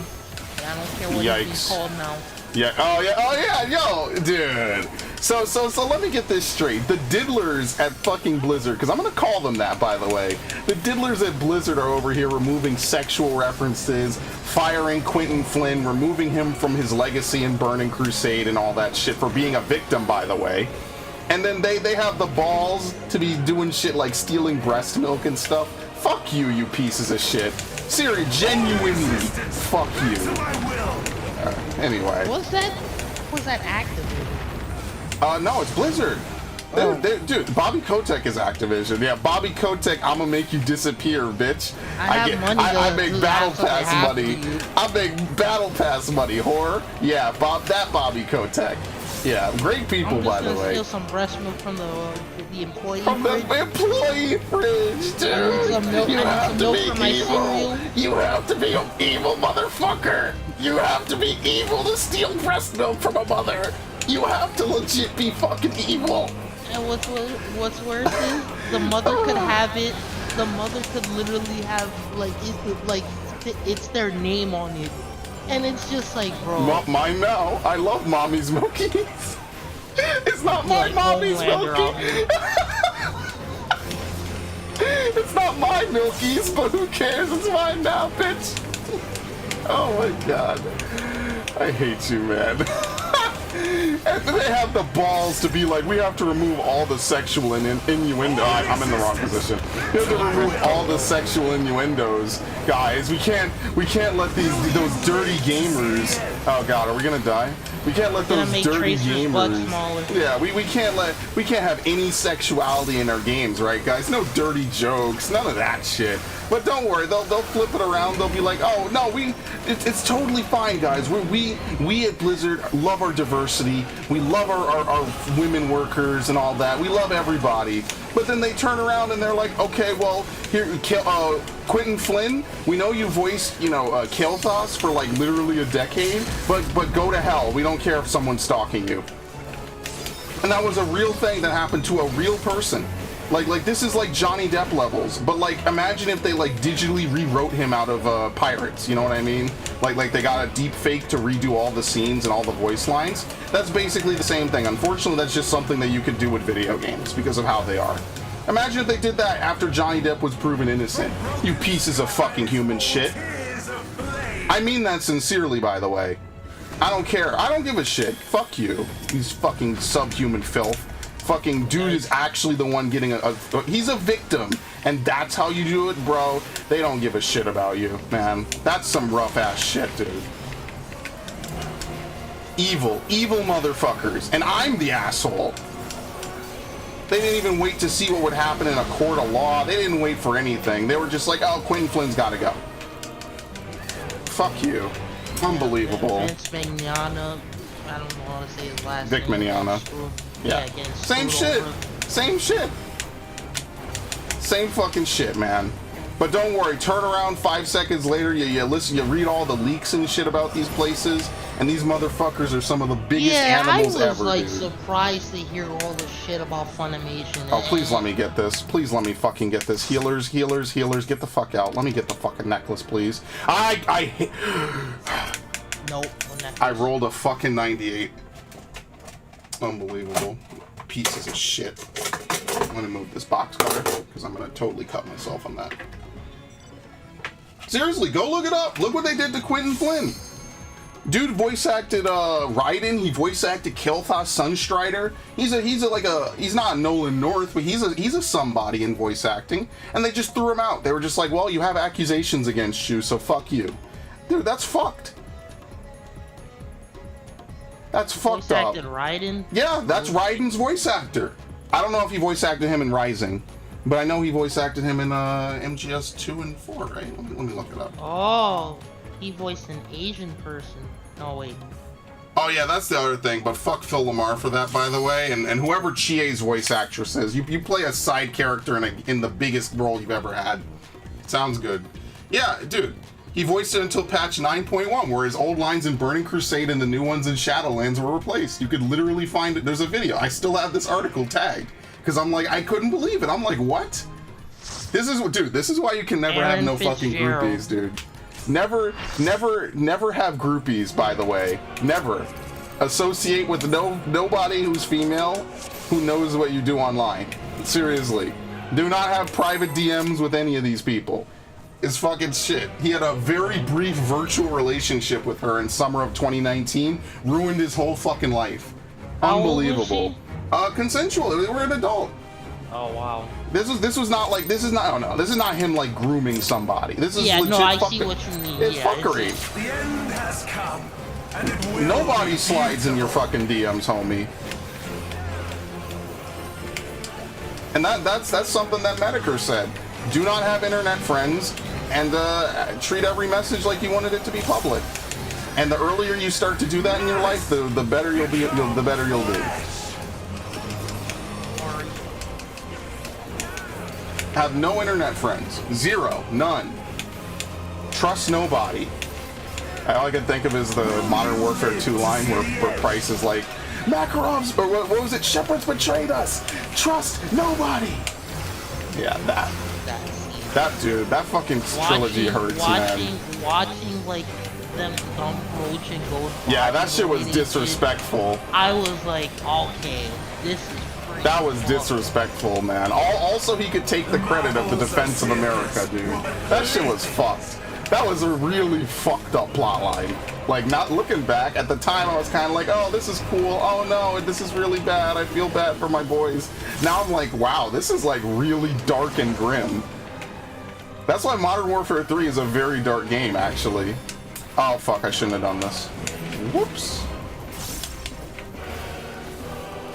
I'm gonna be so ghetto with my rotation right now. Anime voice, speaking of anime voice I've waited for this day. Aaron's Bryce Papenbrook is so good. Voicing Asta's devil. Dude, Bryce Papenbrook is like one of my favorite VAs. I can't wait to find out he has like some incredibly saucy takes and then be like, damn, so you're an asshole too, huh? And having like Bakugo's voice actor, Japanese voice actor, voicing Asta's devil in the Japanese. Dude. Like, see, that's the thing. I like Steve Blum, but politically, him and I just will never see eye to eye. And like, that's the thing. I could separate the art from the artist. Like, I have no problem with it. I've been watching that man's work in anime and Toonami since I was a literal kid, like in kindergarten. I love it. He's been doing it a long time because I've been watching it a long time. I love it. He's great. No, Phil Lamar's an asshole for that shit. Fuck that. I remember Samurai voice Jack. Actor. Samurai Jack, piece of shit. It's such bullshit. Voice actor had to be switched off. Imagine voice acting a character for 20 fucking years and they tell you, well, you can't do that anymore. It's problematic. What the fuck, man? Ashley's voice actor from Mass Effect. It's black. Anyone gonna tell the black lady she can't voice act it? No. You know what they're gonna say? You do a really good job as voicing this character. You really bring her to life. And that's exactly what I would say. People are fucking evil now, man. It's really fucked up. It's fucked. So fucked up. I'll tell you what it is. It's performative bullshit, dude. It's performative bullshit. I hate it. Sorry that is getting political. No, and well, you kinda can. Unless you're playing a Japanese game like Final Fantasy. Then you can totally get political. Because the Japanese don't care about any of this. Blacklist you when you find out. Oh my god, if I get banned off 14 for talking about voice actors in anime, man, I deserve it. Fuck this game, dude. I would. Oh man, this guy knows my rants. The rant would never end, dude. Stupid that like they're going out of like. Don't worry, there's no mods on screen. Don't worry, everything's fine, guys. I'm not modding, see? Everything's cool. I think it's stupid that companies are going out of their way to ban people. Off-platform have different behavior, opinions dude. off their games, and it's just like... off-platform behavior, dude. It's just like, that's not really fair. Imagine off-platform behavior gets you banned off everything now. Like you can't even be a dick on a game if you wanted to. Like you have to always be on your best behavior, man. The times of voice chat and Halo with the other team. Man, that's why they don't let you talk to the other team no more. I hate that shit, man. You'll never be able to talk shit to people in a post-game lobby, right? Like you just completely stomp them and search and destroy. Yeah, motherfucker, and you were running around with the double models, you pussy. And then they get to start screaming actual slurs at you. Like that was funny. That was unironically like gaming at its peak, man. That wants to yeah, it fucked everybody's mom. It's amazing, man.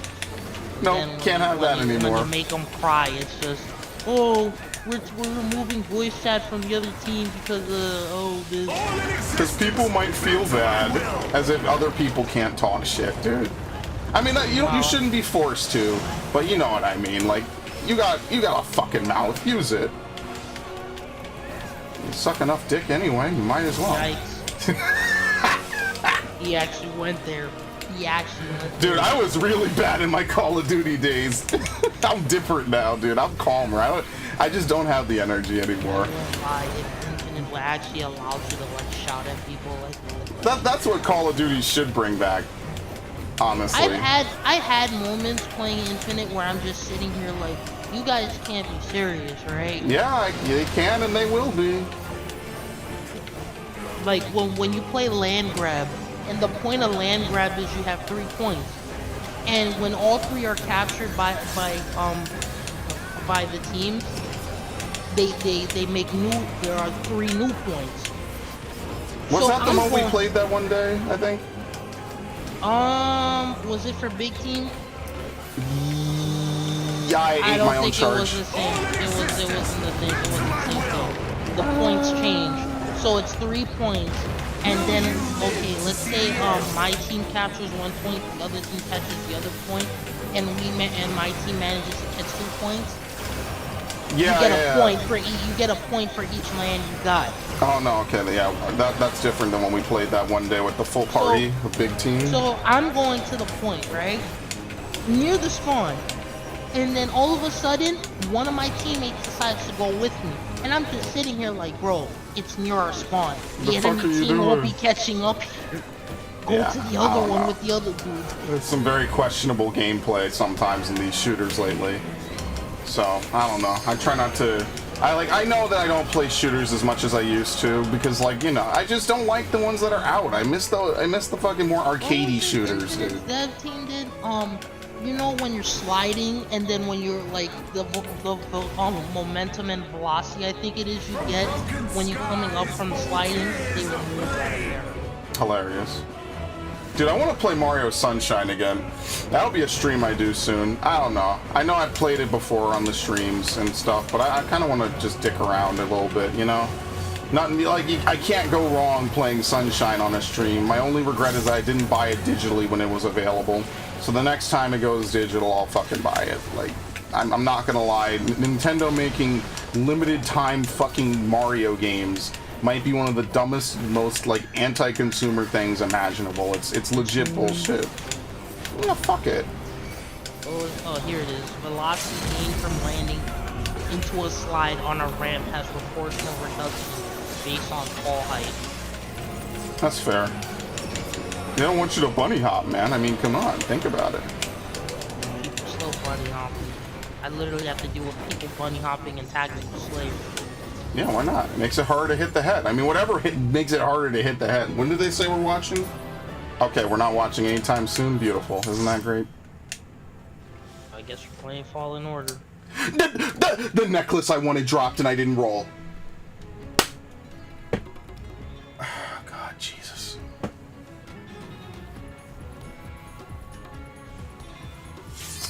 What? Oh. Who left? Fucking melee? Ranged? Oh, there they go. One by one. Isn't this great? Well, anyway. I just don't want to start a fucking recording session and then like 10 minutes into the session, they're like, oh, we're awake, we're waiting on you, you piece of shit. And then I'm like,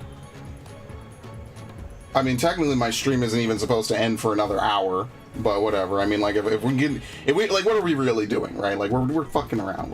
I'm shooting the shit. Let's see. We'll see if they can put the party finder back together. Ooh, we have one newbie. Samurai Dorito, welcome. Should I heal this? Oh, I should totally fucking...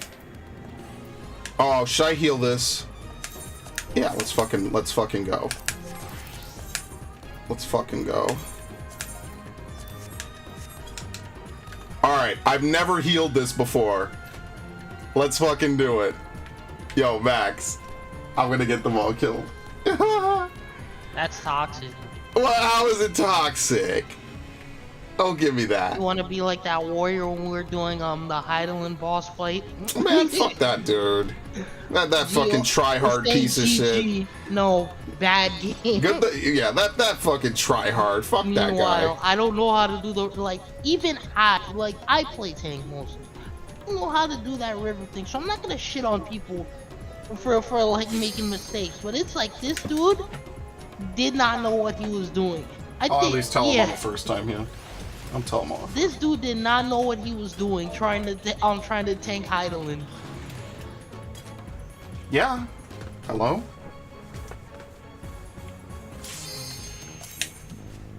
Plus, I've tanked this shit like 50 times, right? How many fucking totems? 53 times I've tanked this. Well, let's mix it up a little bit. How hard could White Mage be? Famous last words.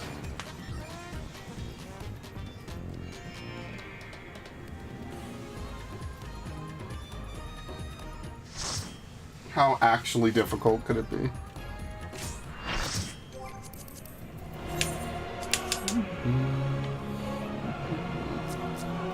Alright, do I have my Divine Benison, Aquavale?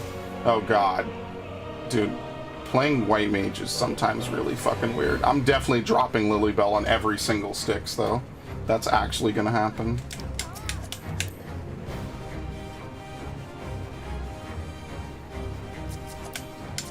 Who's this? Yeah, he's got the PvP armor. Dude, I have to get this PvP armor, like, legitimately. Yeah. Blue Feather Rapier. The end has come, and it will be beautiful. I should, no, I need my Lilybell shit. I'll move it over there. There you go. Think back to the days of Thunder God. Okay, I actually have to remember how to play fucking White Mage. You're all just sacrificing. The end has come. Absolutely. And it will be beautiful. The end has come, and it will be beautiful. And Thunder God and Storm Blood was fun. Yeah, Thunder God was actually really fun. My favorite was that one time where somebody was saying, "Oh, Dark Knight, why don't you have tank stance on? Tank the ass." Bro, why even listen to people who don't play tank about anything to do with tank on this game? Like, let's be real, Max. I'm like, bro, you don't need to put on tank stance. Will you live to see the end?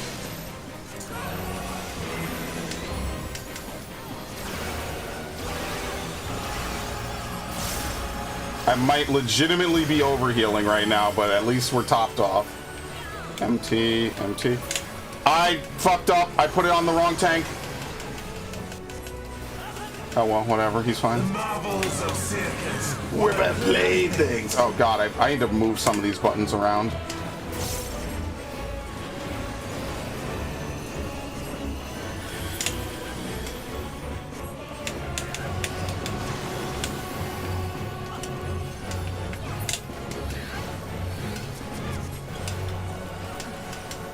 Jesus. Okay. I can kind of do. Yeah. See, White Mage isn't terrible. I miss not having to have tank stance on.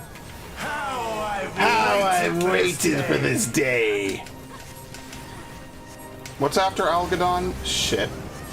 Yeah. Okay. I feel a little anxious playing healer because I haven't done healing in a while. I shouldn't have it be MT. Oh shit.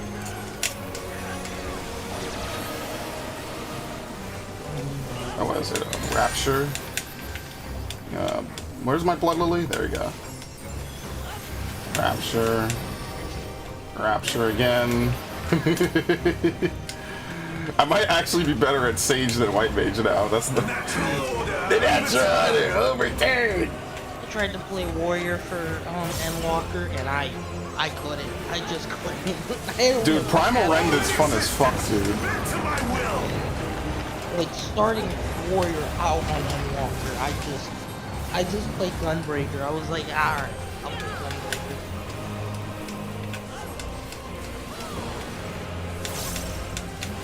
And then playing Wait, Dark what? Knight for How do you Shadowbringers. take this much damage? What? What? My life's war. Oh, they both took the fucking bullshit. You said that shit about how you started out as Dark Knight, but then you decided to level up Gunbreaker for Shadowbringers just to do the story. I was like, Yeah, that was a real thing that happened. Darkness rises. Cost me a lot of fucking time, man. It was not a particularly enjoyable I'm sure it experience. was a lot more fun playing Dark Knight for the story. Oh shit, I can't get hit by this. Yeah, okay, that was bad.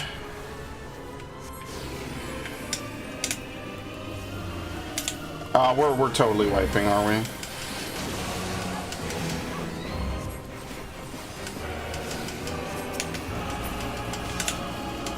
Yeah, we have too many people dead. That's hilarious.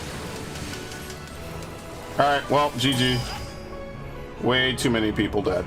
Alright, bye. The instruments Wasn't my of fault. salvation. Tolling the... Oh. Tolling Yep, the there it is. death knell of all creation. That Xenos boss fight for Endwalker was great.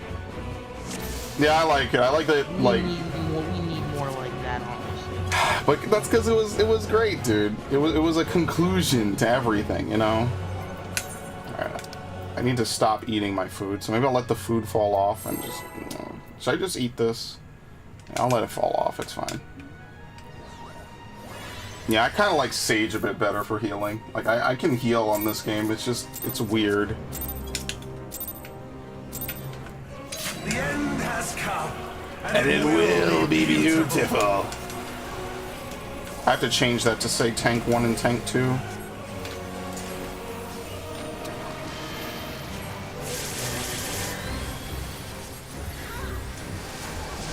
Malice become flesh. Oh, I didn't mean to put Lilybell down. That was a mistake. That's hilarious. I won't have Lilybell for this coming up. That's actually kind of funny. I think you could trigger it to end it early. Yeah. To see the end.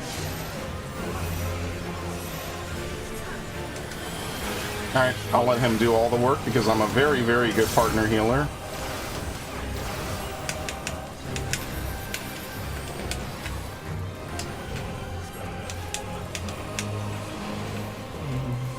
Okay. The marvels of circus Were the playthings.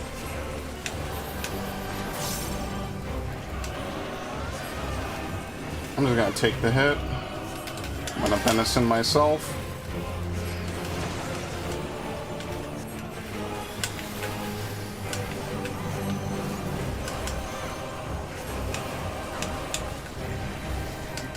Yeah, no, that Dragon Ball Breaker game. Dude, I really want to watch Double Prime play it, like dead ass. I really want to watch him play because I know he'll buy it. Dude, I don't like that. Dead by Daylight clones are literally just done too much now. I'm sorry. That's just the new trendy thing.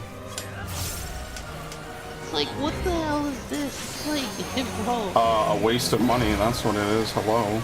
Like literally running away from selling his first form, and it's just like. They saw Dead by Daylight and they were like, how can we take that, basically? I mean, there's nothing wrong with that inherently. I just feel like they're just cashing in on some cheap and easy. Remember Star Wars Jedi Starfighter, bro? That was one of the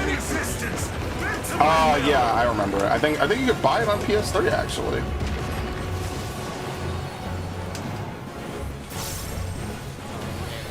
Battle of Chief. There was 11 for Battle of Chief Gnosis. And they had an RTS called Galactic Battleground. Again, my thing with Star Wars RTSs is it's just like, Were you watching me when I played Galaxy at War? I think so, yeah. I think Star Wars RTS, and I know it's hard because it's hard to do what StarCraft is. Yeah, it's hard to be StarCraft, yes. To have more freedom, to have the kind of freedom. Because I don't like the Star Wars RTSs for the fact that you can only build certain buildings at a certain point. It's like what they did for Halo Wars later on.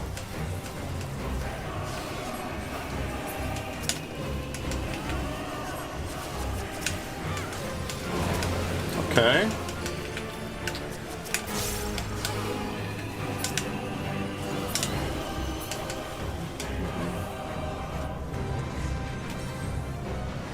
The instrument of salivation.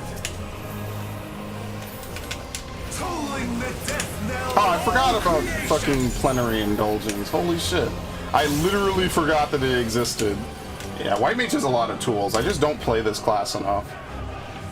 This is my first time ever doing anything above expert with it.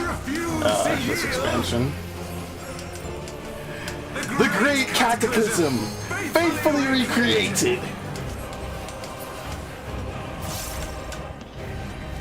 Broken skies fall tears of flame! All shall burn!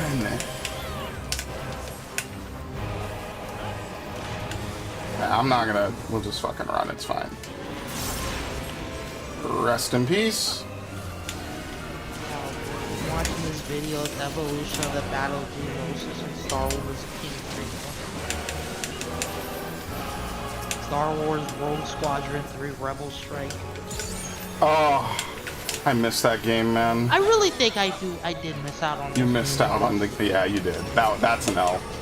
But we all gotta hold them someday, partner.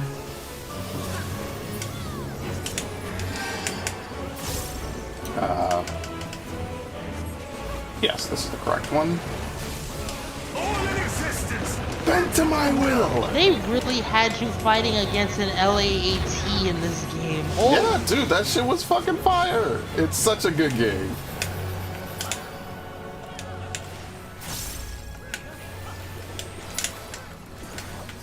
Like, what is this movement? Holy shit!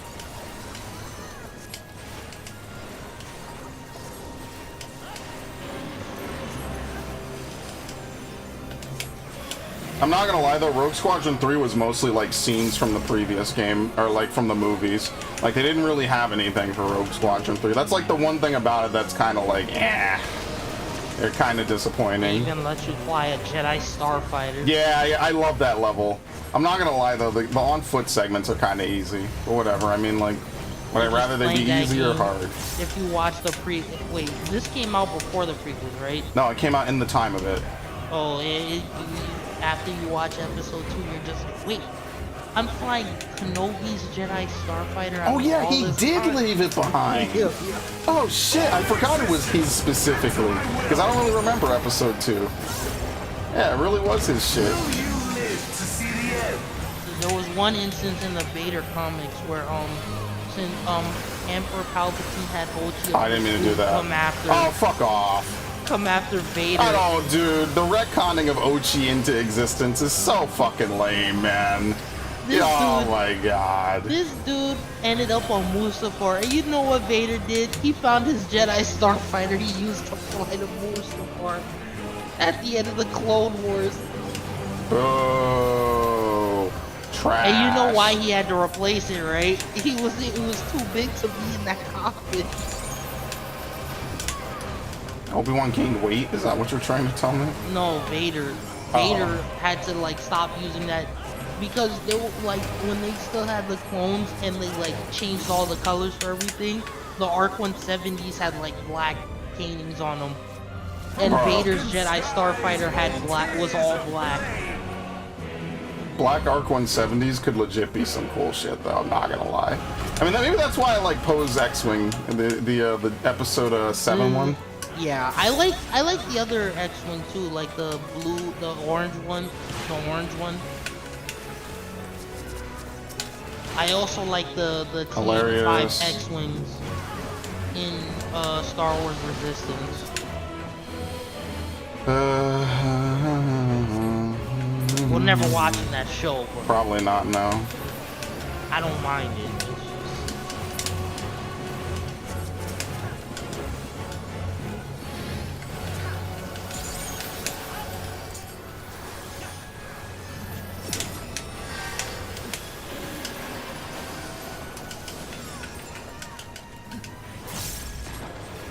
Ah yes, the gunship level from Lego Star Wars, the video game. Man, when I was a kid, I was like, is it supposed to be this hard? And the answer is Am yes. I supposed to hate myself this Yeah, much? honestly. It's bad, but it's not like, I mean, it's just I not think it good. could have been in the Skywalker saga. I really Nah, should. fuck that. Will you They live did to make it see the end? easier for the complete saga. They did.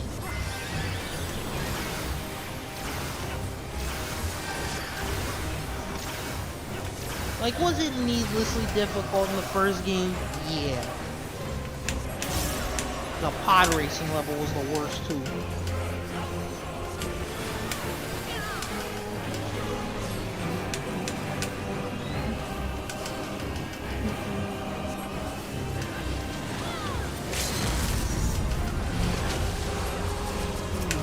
Okay, can I get my misery? No. Okay, whatever. Yeah, I'm definitely overhealing. Whatever.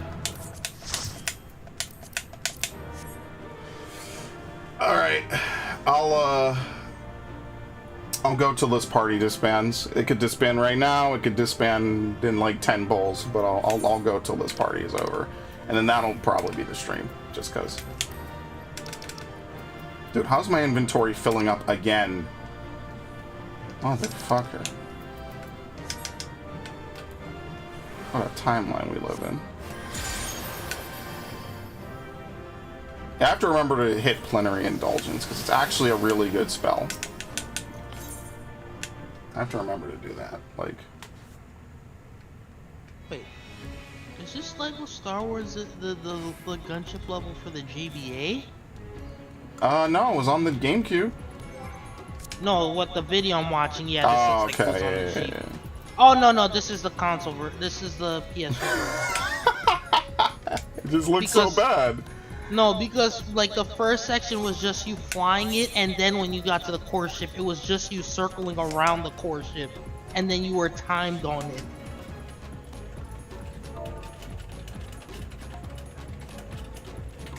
I'm just sitting What's here Steam like, why am I telling me? being timed to take down all these defense turrets in the first place? This is stupid.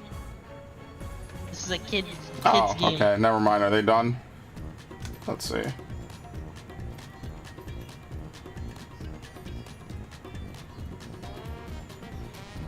Dude, what is this music?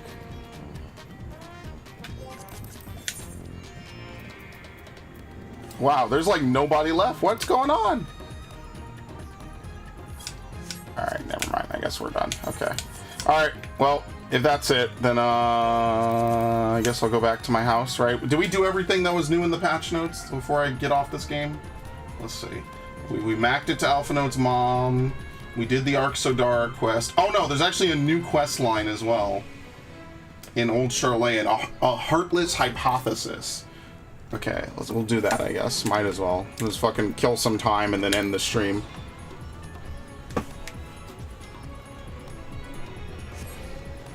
I have the Mad Max game? Yes, I do. Okay.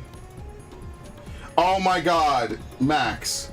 Yeah. There's an update to Cuckold Simulator. Oh no.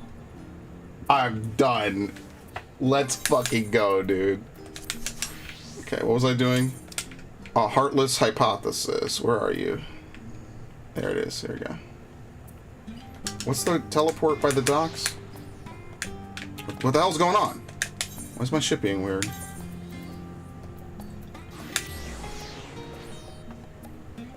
Oh man, and then we had Disney Infinity 3.0. Dude, I kind of want to change my character's birth sign from Thaliak to Azima. Why? Oh, you haven't done the new raid. Fuck. Alright, here we go. Let's talk about the End Singer.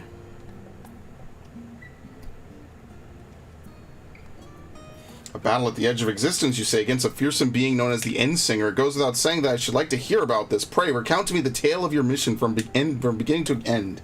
Beginning to end. That's a very long tale to recount. I'm not going to lie to you, Chief. Oh, what's this update for GTA 4? Good gods. Good gods, I had known about the chaos of the final days, but could never have imagined the events which brought them about. I do wonder, though, where might this Ultima Thule be located?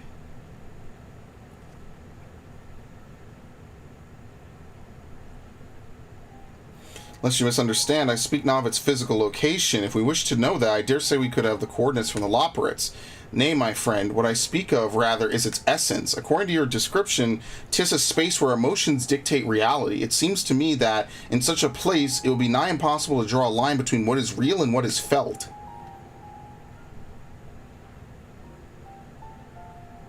In nature, there is a phenomenon wherein the structure of a massive object may resemble that of something diminutive.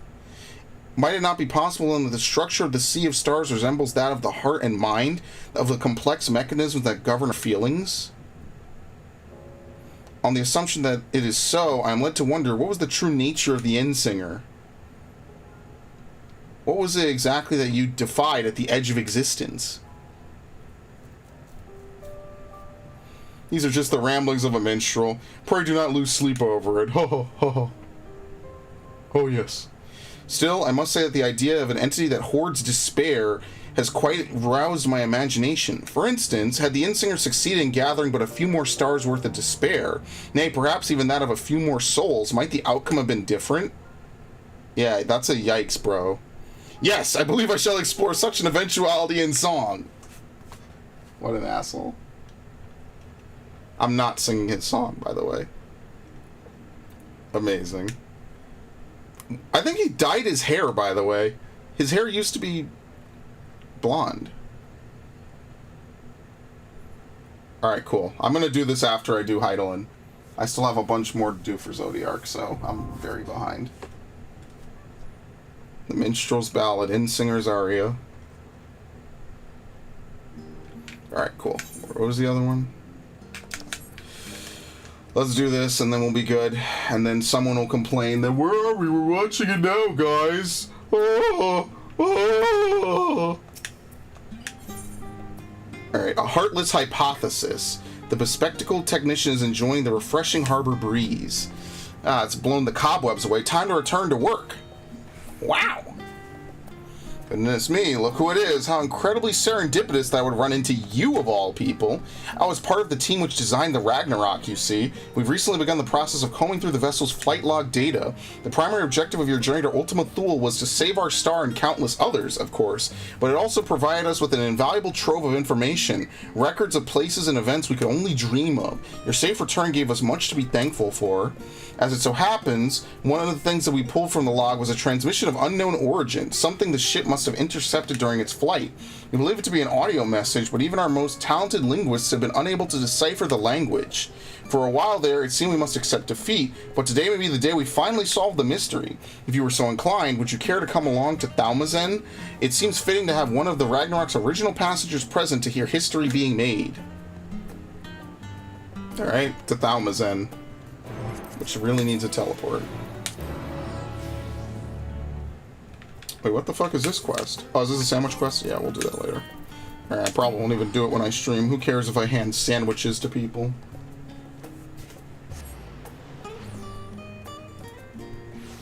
This is only a 2-quest chain anyway, folks. Actually, there's a new side story for Tataru's Grand Endeavor, but I'm going to be honest with you, if I never see Tataru again, I won't be salty about it. Not that I hate her, it's just, you have to understand, every patch begins and ends with Tataru. Including entire expansions. It's time to, let's get some new characters in the mix. We need to, the Scions are cool, I love them all. You know, Ishtola, Rin, Estinian, Thancred Waters. Oh god, a lot of people are here, holy shit. Yeah, remember, this just came out today. There you are. This is where we're to meet the engineers from Garland Ironworks, who, I am told, potentially hold the key to unlocking our mystery transmission. This should be along any moment.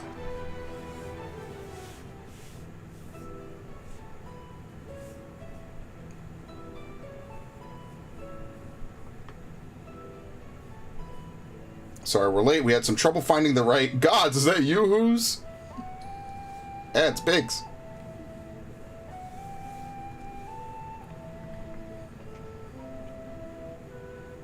Yes, the man himself. I ran into him at the harbor and thought if anyone deserved to hear this message deciphered, it was Who's Man's.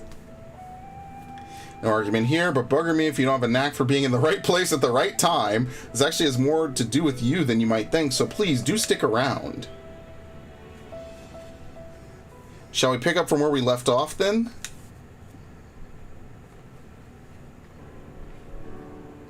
As I was saying, we think that this transmission the Ragnarok intercepted is a message of some kind, albeit in a language entirely alien to our ears. Alien being the operative word here, considering we received the message out in the great expanse, its origin was likely some distant star. Unfortunately, our list of off-world allies is presently rather short, thus we are resigned to the fact that the meaning behind the message would remain beyond our understanding. One of my colleagues, however, refused to give up. She remembered the Ironworks engineers who had been so helpful in the construction of the Ragnarok, turned to them for insight into our seemingly impossible problem. Gods, I feel like shit. I'm prepped up in bed watching my stream. Oh, I appreciate it. Don't worry, we'll be done soon, and then you can actually get some rest. Do you know what Wedge said when he heard what was going on? We should have Omega listen to it. I bet it can tell us what the message means. Oh boy, my boy Wedge. Not the... The one... You want to clap to Tard cheeks, dude? Yeah, too bad. Not the Omega you beat in the Rift, of course. You're talking about the toy that trundles around with Alpha, the little model we made. We originally designed it to follow a chosen target, not much else, but we've seen it act in ways that, well, it's like it has a mind of its own. Then I got to thinking about those documents your lot sent the Chief, the full report on the final days. The part about Omega's civilization, it said their people discovered how to convert the mind into data and store it outside the body. Timing being what it was, I wonder if Omega didn't somehow transfer its consciousness into our model right before you put an end to the real one. Which is true. This is actually the Stormblood plotline. Holy shit. Expelled from paradise bullshit in my ears right now. This is literally the finale of the Stormblood raid, which you have done.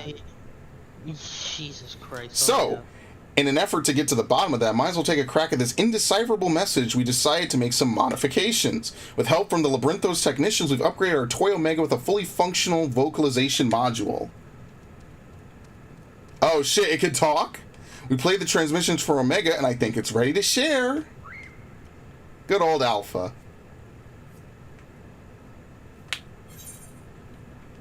Are you in there, Omega?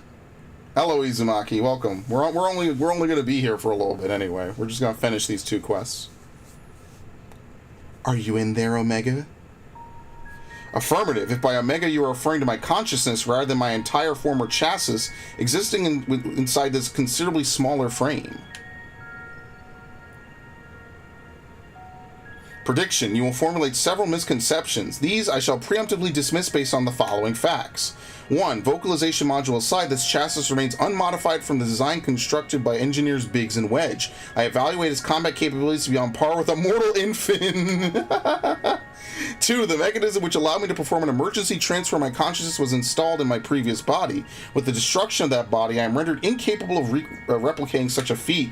Should this current material be destroyed or cease to function, all cognitive awareness or presence I possess will also be lost. Conclusion. I present no threat to you and your star, nor do my projections indicate a necessity to inflict harm. This is Final Fantasy XIV, Izumaki. It's an MMO. In the fraction of a moment before my annihilation in the Rift, I re-examined my directives. If I am to fulfill my purpose as an evolving construct, then I must continue my journey for improvement for as long as I exist. I must acquire this heart of yours, this strength of soul. Well, there you have it, and it's not wrong about its combat capabilities. It'd be more likely to damage itself than the thing it was trying to attack. Let's not forget the reason we brought you here in the first place. What about the transmission they played for you? Could you recognize the language? Affirmative. It was transmitted in Pangalactic Basic. Pangalactic Basic. A common language in comparatively extensive usage throughout the worlds we have conquered. Which means you could finally tell us what the message said. That is a language you understand, yes? I understand it perfectly. I am fluent in over 6 million distinct dialectical codings. Okay. My cooperation in this matter, however, is conditional. Elaboration. Your chief Sid utilizes the floor as part of his unorthodox filing system, which allowed me to scan the report on the final days. I am aware that my home star, the one you called Alphatron, was obliterated in the aftermath of Sir and Mation's meeting. The existence of Dynamis has not previously factored into my projections, but I now comprehend the concept in theory. What fails to compute is why the Omicrons were not immune to its effects. Dynamis should have no influence on a race which possesses no heart. Yet, Sir expressed to Matian a desire to cease existing. Illogical. I must pursue this anomaly further until the full equation becomes clear to me. I must analyze all the elements of the final days and deepen my understanding of the heart's intangible properties. To expedite this process, I require an external interpretation of those sections of the report which continue to produce errors in my calculations. I request the assistance of whose mans, as one who experienced the ravages of the ultimate despair on multiple fronts and displayed immeasurable heart in engineering my defeat, he is the optimal choice to fulfill this role. So either we agree to your conditions or you tell us nothing. Sorry to put you in a spot like this, Who's. If you have the time and the patience to spare, we'd all be grateful if you could humor the toy's demands. Has Alpha dozed off? I suppose the subject was a bit technical. Rouse yourself, Alpha. You must listen to and consider these matters, even as I must. Why don't you make a trip out of it? You know, actually visit the place that has the things Omega wants to ask about. It'll make explaining stuff easier for one, and two, help keep Alpha awake and alert. Alright, sure, why not? We're just pissing time away at this point. I see you have chosen the mutually beneficial option. Logical. Setting aside the matter of Sir, there are 3 elements of the report on which I desire clarification. The first of these concerns the progression of the final days in Rads at Han. I recognize no pattern in those who succumbed to the transformation and those who did not. It's a bit of a trek if you want to chat with the locals. How about we lend you an airship? We do not require such outmoded technology. Whose teleportation spell is the most efficient option for long-distance travel? This chassis is a monolith, essentially a toy, and Alpha, despite his organic composition, is indistinguishable from a stuffed doll. Conclusion, we qualify as material possessions. Pick us up and you can teleport the 3 of us to our destination. Alright, cool. Alright, no worries, man. Thanks for coming by. Go. You know it's a quest in this game? I think it's either a story quest for Titan or it's a Beast Tribe quest for There's gonna be a Prince reference in this game. There's definitely a Prince game. Freddie Mercury reference. There has to be. Come on. There's no way that there isn't at this point. You already know. Like JoJo's Bizarre Adventure. Yeah, there was a JoJo's Bizarre Adventure. Dude, it was, oh, fuck. It was in the Bajra quest. You didn't do it. It was awesome. Found out that apparently JoJo has a stand, which is a reference to a Notorious B.I.G. song. Yeah, Notorious B.I.G. Literally. I was like... They might not have called it that in the dub, though, to be fair. I'm just like, this entire anime is just musical references. Yeah, that's basically what happened. They ran out of tarot cards. Sensors indicate Yeah, go on. And then they had one of the ending songs was like a 90s sort of song. Oh, God. Yeah, Part 5 song. Sensors indicate we have arrived in Rads at Han. Objective, identify factors for resistance to involuntary transformation. Hypothesis, unaltered survivors of the final days will display significant strength of heart. Confirming this theory will require the cooperation of live subjects. Where is the ward designated for residential habitation? So wait, this quest is just exploring Omega's people? Kinda. Somewhat. Where we're trying to teach Omega. We want to know what the language, what this message is, basically. So we're gonna take Omega and Alpha with us, which is kind of cool. Which, by the way, both of these are minions in the game if you want to get them. Okay. I love how the game made like the raid characters relevant to the main story. Yeah, honestly, I really like this. Warning, please avoid stairs whenever possible. My projections indicate high risk probability for accidental slippage leading to catastrophic structural damage. Stepped inclines also increase my energy consumption by 63%. In mortal terms, they tire me out. Taking into account the difference in individual limb length, this design is inherently flawed. A convenient step height for one is exhausting trial for another. Were I to oversee the civic design of the settlement, I would construct a sloped conveyor belt which enabled automatic traversal, zero personal energy expenditure. Okay, Alpha. Que. Alpha chirps enthusiastically, apparently unfazed by the prospect of climbing the stairs. Well, that's okay. We're not climbing stairs. Right? Are we climbing stairs? Hold up. We're gonna climb those stairs, bro. Oh, wait, we are climbing the stairs. Never mind. Alright, well, he's screwed. Yeah, imagine if he actually broke down and like fell apart. Alright, he's fine. No. Yeah, no, that's what one of the new dungeons is. You did well, what was it? The Alpha Scar? What the fuck is it called?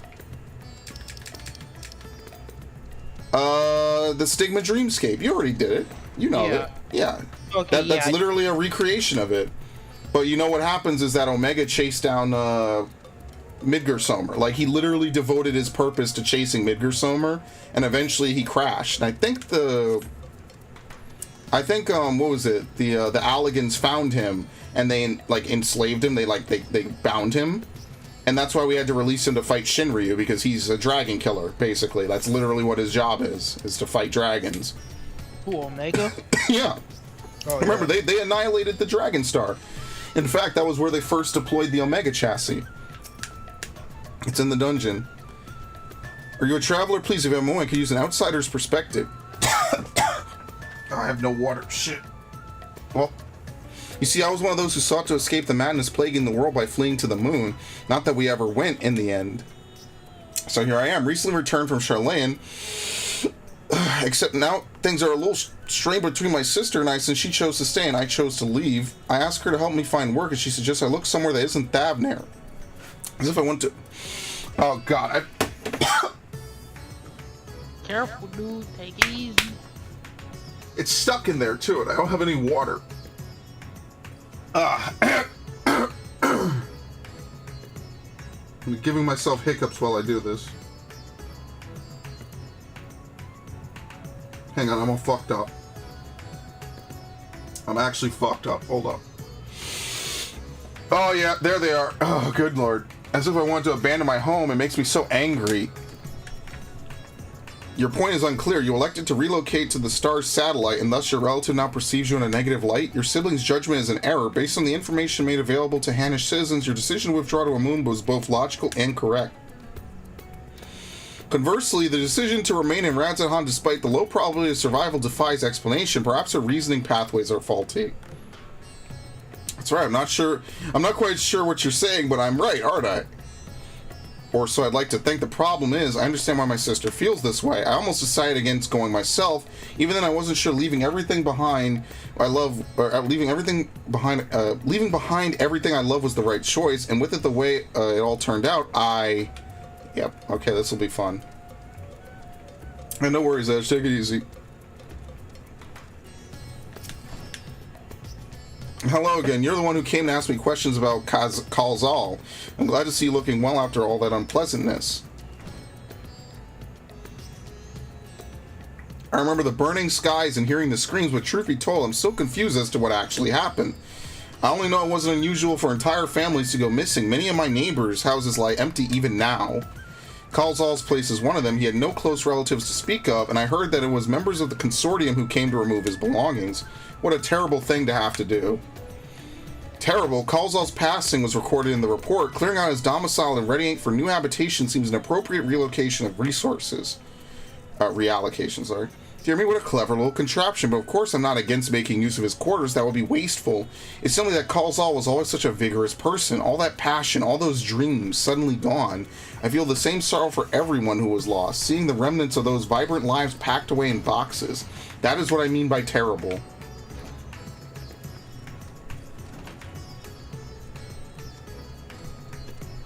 Okay. Hey, don't I know you? Yes, after the beasts were taken care of, you told me to join everyone in the square. Thanks to you, I was there when Vitra gave his speech. I found out who Varshan really was. It's a shame we don't get to play like we used to, but Mama says Vitra has been busy putting the city back in order. Maybe I could work for him one day when I'm a man grown. Vitra, Midgar Somer's offspring, yes, and this child wishes to put himself at the worm's command that he might make his own contribution to society. A pattern emerges. I predict the hatched survivors are those who had ingested Vitra's blood and become his draconic minions. Though dragons were no match for our civilization's might, their combat capabilities are not to be underestimated. It's unlikely they would experience emotions of dread or uncertainty as exhibited by lesser beings in times of undue stress. Dragons? I'm not a dragon. I never ingested anyone's blood either. Ew. You are not of Vitra's horde, so you possess no hidden means to fight off the beasts. What of fear, then? You were frightened? Yes, I was frightened. I just hid and hoped they wouldn't find me, at least until he told me it was safe to come out. Who's? I require a moment to process this input. Let's move apart and discuss our findings. Alright.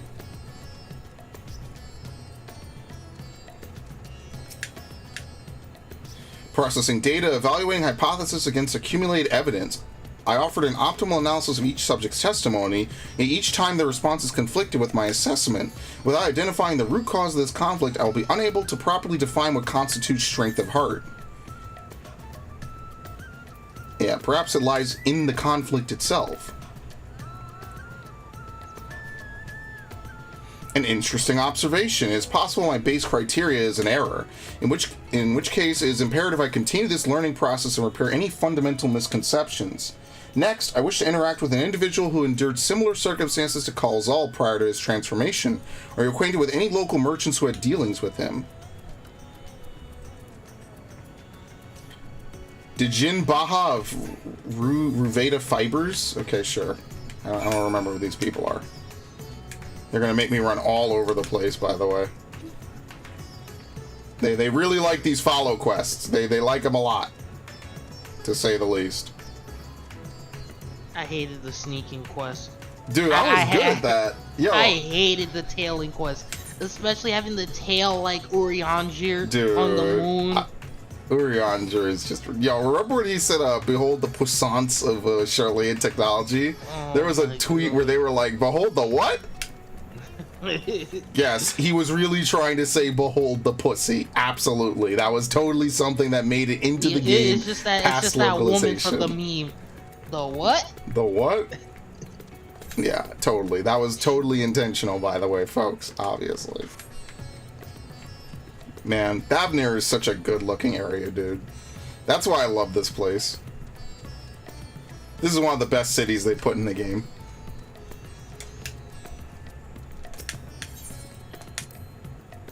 Halt, who's do not proceed beyond the fence. In this body, birds of that size represent lethal, unthinking threats. They will peck my casing apart, searching for meat that does not exist. Conversely, Alpha can correctly identify my absence of nutritional content. If only he would apply that intelligence towards maintaining a regular feeding schedule, poor habits adversely affect his mobility. Alright, Alpha. Quack. Alpha looks back and forth between Omega and the Hamza, showing visible concern. I like that they're best friends. Even if Omega did try to kill us. Multiple times. I mean, Midgar's Homer tried to kill us. We became best friends. Bro, I can't wait for Midgar Summer to come back in like 2 expansions. It's gonna be awful. Well, look who it is. I must thank you again for your help in moving our textiles. Recovering from those tragic events has been difficult, of course. Well, if everyone pulling together, we managed to get things back up and running. Dijin Baha, I come with questions related to that tragedy, specifically your survival of the final days. Although you are similar to Khalzal in many respects, he succumbed to the transformation and you did not. Why? What is the critical difference between you and him? What? I'm sure I don't know. Not as especially brave or courageous, if that's what you're asking. Perhaps being focused on protecting our workshops kept me from spinning into a panic. Still, I imagine Khalzal would have been feeling that same sense of responsibility. Perhaps the weight of it all is what invited his demise. You were of the same mind, resolved to the same purpose, yet your strength of heart, of spirit, was not equal. If merely emulating the individual is insufficient, then some other unseen factor must be involved. Not to interrupt these deep philosophical musings, but do you think I could ask you a small favor? There's a man by the name of Nashvan who's been helping us out here while he gets back on his feet. I had a feeling he'd benefit from speaking from you. Leave by the eastern exit, and you should find him just outside organizing some new inventory items.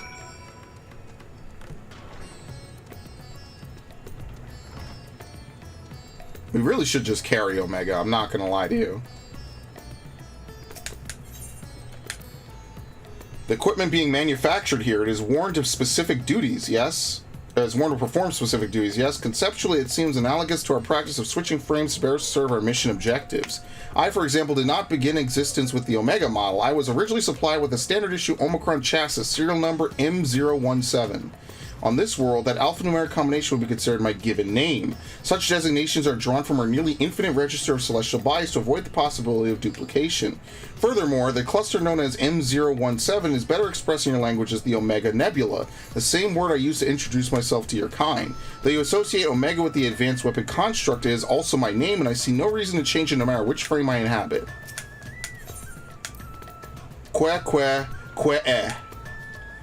Alpha puffs out his chest proudly, seeming to imply that his Ironworks uniform is the best attire anyone could wear. Hilarious. What? Wait, have they ever given us an Ironworks uniform? I feel like we're owed one at this point. Oh my god, he collapsed. Oh, Honestly, wrong one. we Never mind, need see you more later, buddy. Ironworks gear. Actually, yeah, there was the Ironworks gear.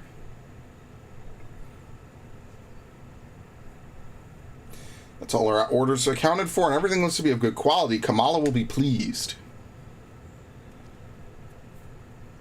You were with the Scions. You were there.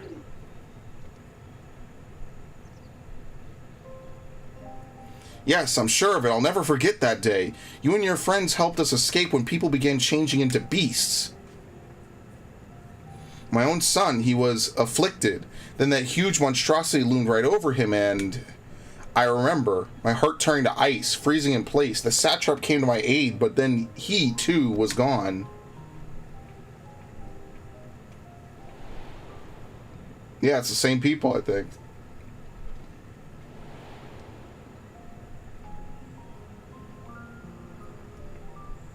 The memories run together in my mind like flashes from a nightmare. Only the words of your comrades still ring clear. I repeated them over and over like a mantra as I fled for my life. You must run for their sake and your own. Yeah, Thavnair really got the worst of it, and they totally didn't deserve it. It all seemed so surreal, which was probably what saved me from the transformation. The truth of it didn't begin to sink in until the worst of it was all over. I have not the words to describe how I felt then, the sorrow, the overwhelming sense of helplessness. I may still be wallowing in misery if not for my old friend Djinbaha, or Djinnabaha.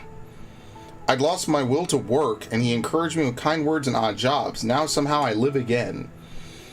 I am thankful to him, to the courageous Ahewan, and to you. If you see your comrades, please let them know their efforts were not in vain. Now you see, this is the kind of plot lines I like, man. And here comes Omega. You said you lost your will to work. This signifies a cessation of efforts to maintain basic life functions, yes? What changed to extract you from that stagnation? An offer of work from Djinnabaha should mean little to one without the desire to accept it. Was it some manner of mortal instinct? A primal need to survive and thrive?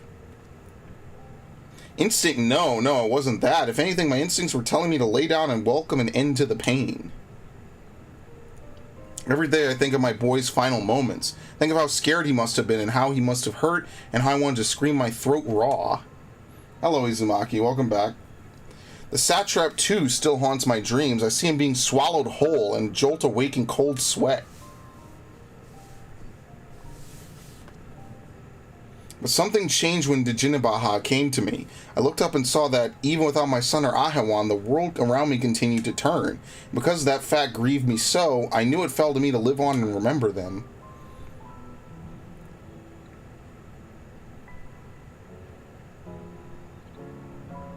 Strange, isn't it? What drives me to rise in the morning is the very sorrow which once crippled me.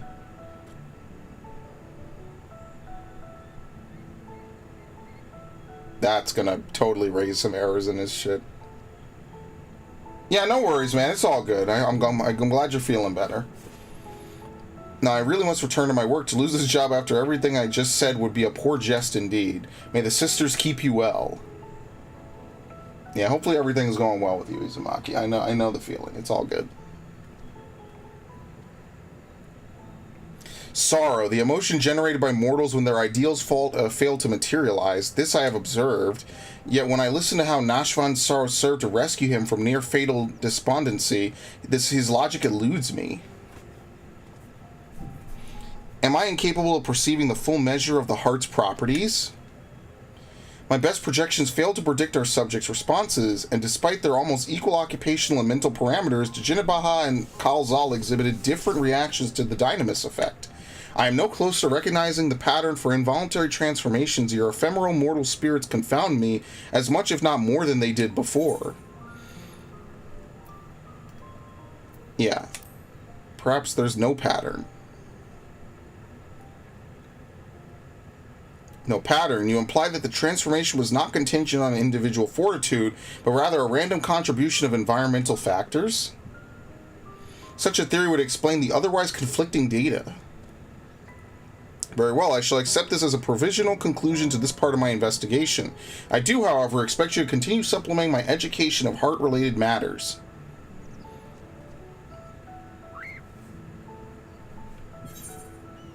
Alright.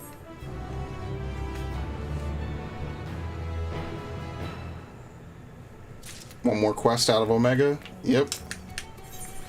Omega has selected a new destination. Our next destination will be Camp Broken Glass. I desire elaboration on the dealings between the Ilsabar contingent and the citizens of Garlemald.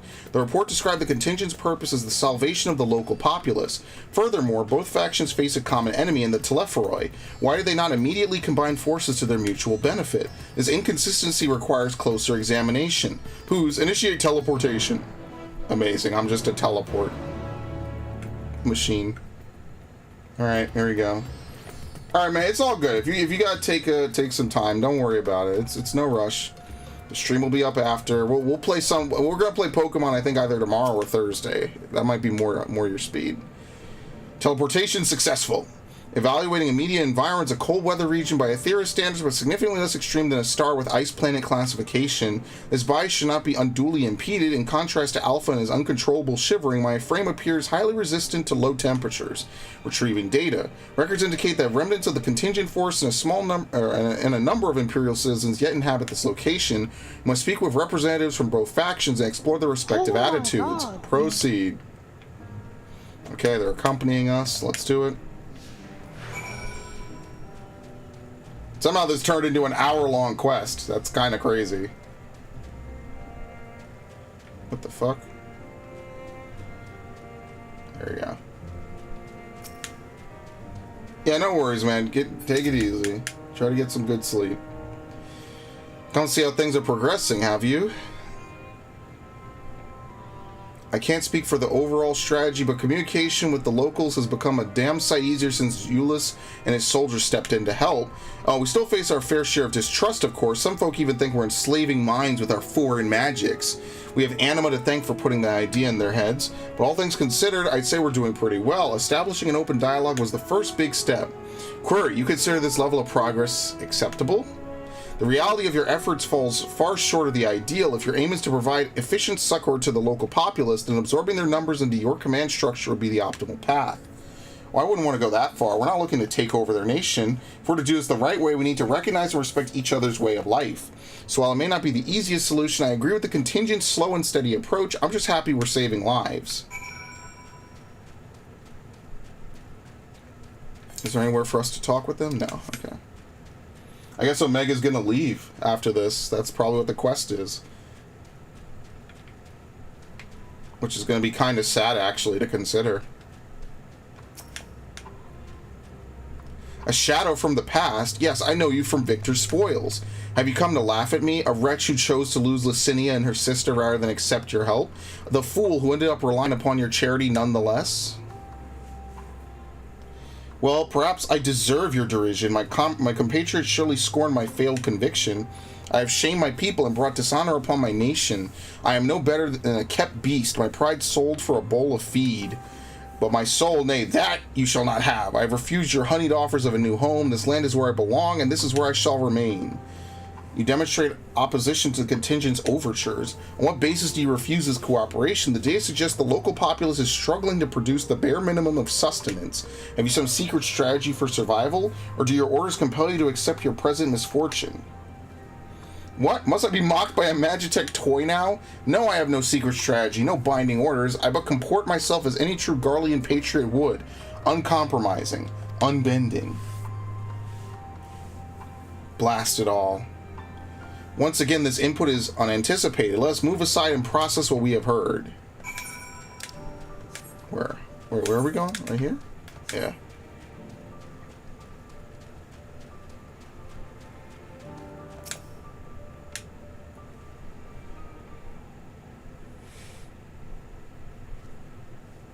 Accessing and analyze recorded data, integration complete. I've evaluated this most recent input and made comparisons to our discoveries in Rads at Han. Consistent only in their inconsistency, the responses from both contingent member and Imperial citizen were both highly irrational. Conversely, any Omicron concerning their predicaments would have echoed my assessment exactly. The divergence from self-evident logic is key. Hypothesis: the illogical relationship between would-be saviors and suffering populace is another result of the unpredictable nature of mortal hearts. Any property or ability has inherent advantages and disadvantages, yet never have I encountered such a unique detriment. It appears that those who yet share your metaphysical capabilities are prone to complicating simple cognitive processes. An undesirable quality, I will, however, persist in furthering my understanding of the subject.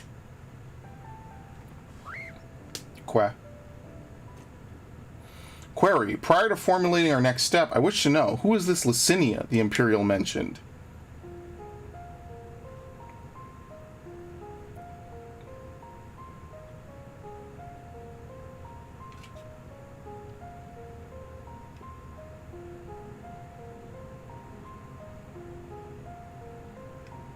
Acknowledged. To summarize, insufficient data on foreign culture resulted in an inadvisable and ultimately fatal action. I witnessed such self-destructive behavior during the course of our planetary conquests. Overwhelmed enemy forces was voluntarily withdrawn to perilous regions, leading to a succession of inevitable losses. Tangential data request. I wish to learn about burial customs. The practice has ever seemed nonsensical, but new data suggests it arises from the same source as your cognitive complications. Take me to this Licinia's burial site. It may aid me in understand...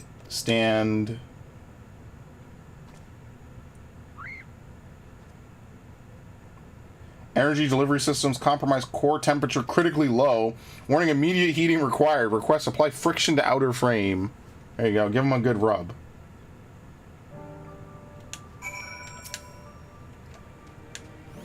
Quack. There you go. Give him a little rub. We really should be carrying him, to be honest with you, but whatever. Temperature nominal, energy level stabilizing.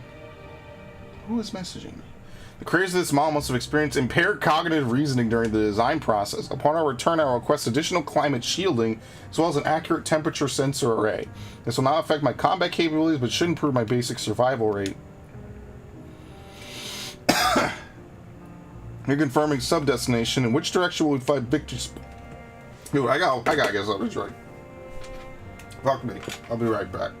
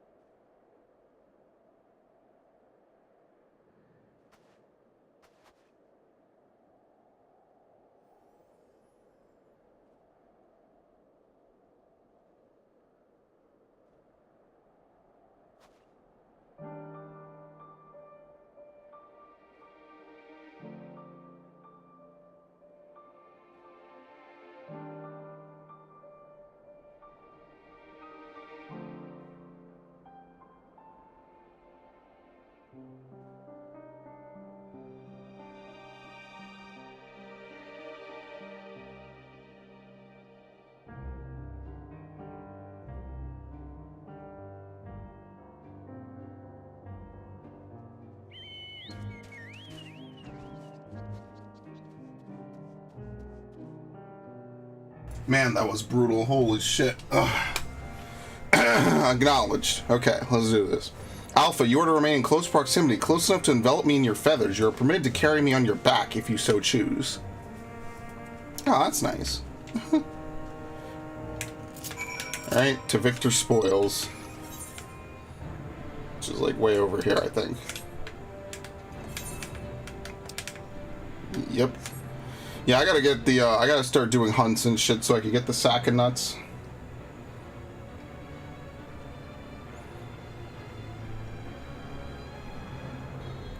I'm guessing this is Omega, right? Like that symbolism. If I were to type this in to Google, it definitely says Omega, right? 100%.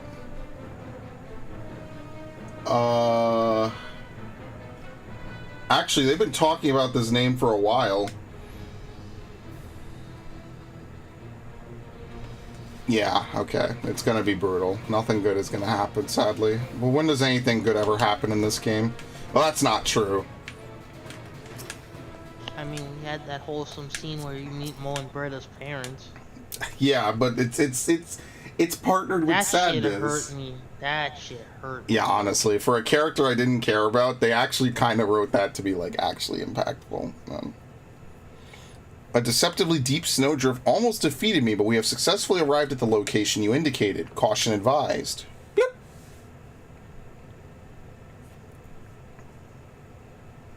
An unknown individual appears to be investigating the object of my interest.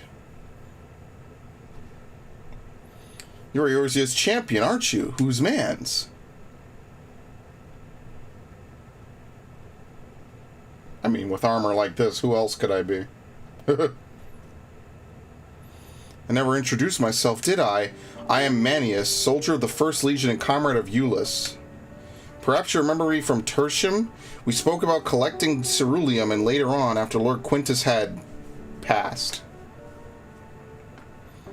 Okay, this is cool. Like, all the characters who were around are, like, still here, you know? That's pretty interesting, that they didn't just get new people.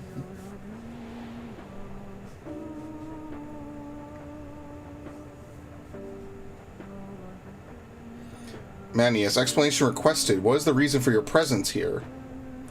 That must be the tiniest Magitech weapon Oh no, it's just an oddly shaped communicator, isn't it? In any case, I have nothing worthy to report. I heard the sisters who used to live in my sector were buried here, so I thought I'd come and pay my respects. Alphino and Alice told me the story, complete with profuse apologies, though they were adamant that no amount of remorse could erase the tragedy of what came to pass. Not that my fellow soldiers and I are in any place to judge. We were manipulated, fooled into starting an insurrection which led to countless deaths among our own countrymen. Objection. The casualties incurred through your infighting are distinct from those caused by the Ilsabard contingent. To restate, you are justified in seeking restitution from the contingent for causing the deaths of Licinia and her sister. Retaliation for damages sustained is also a logical progression.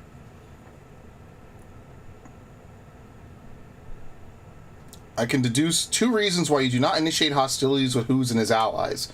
1. You judge your remaining forces too weakened to contend effectively with the contingent. 2. Your emotions are complicating the issue. Tell me, which of these is correct? Well, when you lay it out like that... I'm afraid my answer isn't likely to win me any medals, so could you mind keeping this to yourselves?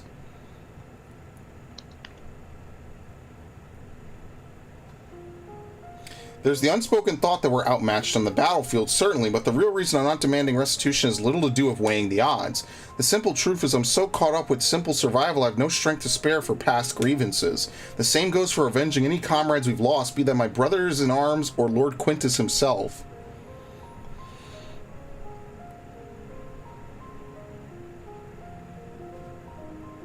Although it seems everyone has an opinion about the manner of his passing, some say he should have fought until the end, that he abandoned us to the enemy. Others praise him for taking the full burden of responsibility and freeing us to walk our own path. I don't know who's right and who's wrong, but I'm inclined to side with the latter. He gave us the choice of freedom, and that's the choice I made. I could cry and rant and rage, but what would be the point? I'll save my energy for worrying about my next meal, my next task. I need to focus on the ones left behind. I'm making some kind of life for my comrades and me. And even if I need to lean on the contingent to do that, then that's what I'll do. Even if their aid comes at a price, I'm willing to pay it. Even amongst your own, there are times when cooperation demands compromise. What matter that they're outsiders? Besides, I think I could grow to like Alphino and Alice. They've reached out to us with kindness and compassion from the very beginning. Summation, your desire to survive, even should it mean allying with the contingent, was a feeling you already harbored. That your side had committed worse atrocities was the logic you invented later to justify your reasoning. Blunt but accurate, I suppose. The heart is honest about what it wants, even if the mind takes a while to reconcile the decision.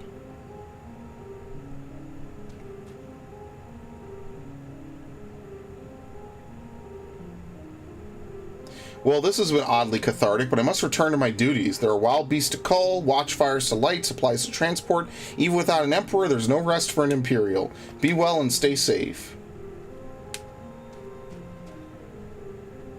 Dude, these side plots are actually pretty fucking intense.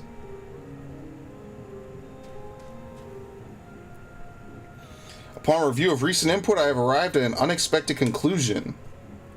I have been formulating my assessment on the premise that it was man who commanded the strength of his heart, but the data suggests the opposite is true. The surge of spirit, of feelings, of emotions can entangle your thoughts to such a degree that even control over your own behavior is compromised. Seems the most counterproductive specification. This also explains why my interaction with mortal subjects have produced more confusion than clarification. It presents a formidable barrier to understanding.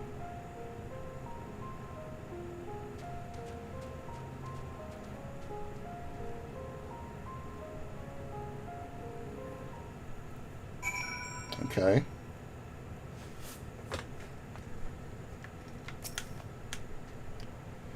My earlier hypothesis has been borne out. The suboptimal operation being conducted here is the result of emotionally compromised reasoning. I'm ready to progress to my third and final query.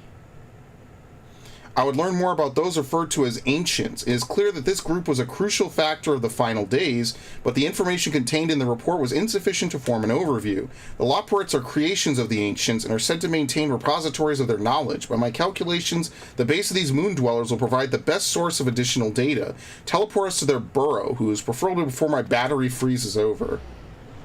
Oh wow, we're going back to the moon. Big ups. Yeah, they're down the water. Well, they're gonna have to wait. I'm gonna finish this quest first. I don't care.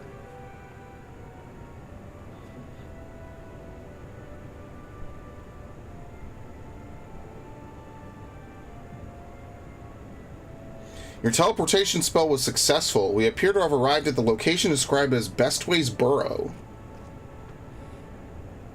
An inspection of the technology in use here would give me detailed insight into the ancients and their civilization. This body, however, lacks my previous frame's advanced observational functionality. I will require external assistance. No, it can't be. It is you, Who's. I've missed you so. What's this you brought with you? This soft, feathery vision? We've been outfluffed. Pack up the moon. It's all over. Why bother with burrow-building bunnies when you could walk around with this adorable avian engineer? Just bake me into a pie and be done with it.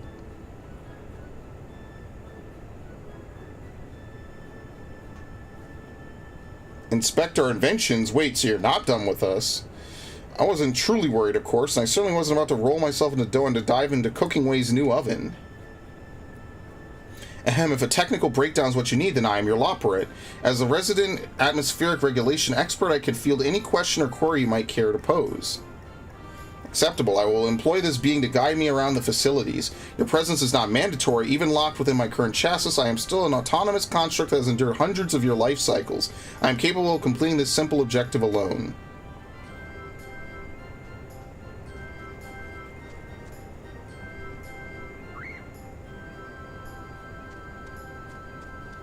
I mean, what am I supposed to do while you guys do all the fun?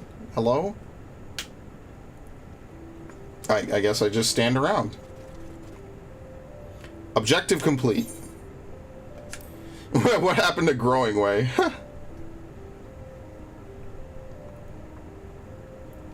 Affirmative. I observed a representative cross-section of the Loporrit's engineering capabilities. My guide required more time to confirm the answer to certain questions, but overall we made efficient progress. Conclusion. Extrapolating from the fraction of technology on display, the full spectrum of the Ancients' advancements was at minimum equivalent to a level 4 civilization, a fact which demands further investigation. Despite establishing a near-ideal society, these beings nevertheless harbored a weakness which invited self-destruction. In studying them, I stand to gain a greater understanding of Sir's anomalous decision. Growingway informed me that another type of ancient-made entity exists upon this satellite, the one they call the Watcher. I would speak to him.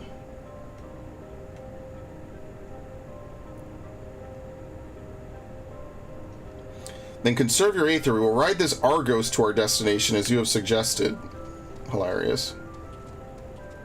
I mean, I don't really care about my Aether. It's the money I care about, dude. Alright, we're apparently going to ride the Moondog again. I mean, there's enough room for them on the Bajra bike. Feels bad, man. Oh, wait, where's the exit to this place? Max, if you want to join them, you could go.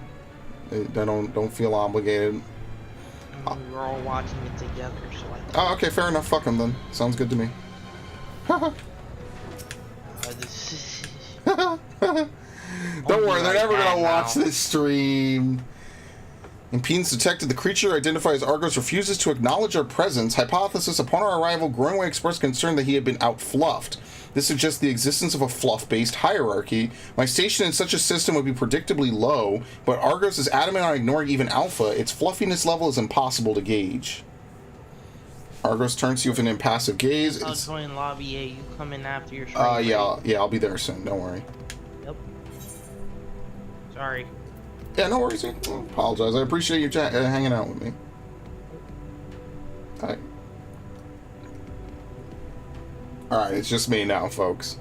Argos gives an exasperated snort before motioning to his back. It seems you have permission to climb aboard. You have secured the creature's permission. Curious, is it your fluffy tail which provides such exemplary standing to the hierarchy? Oh, wow, that's actually a race-based comment. That's usually not in the game. Wow. I have allowed myself to become distracted. Let's continue on to the Watcher at once. It's actually pretty cool that they reference Makode. That's pretty lit.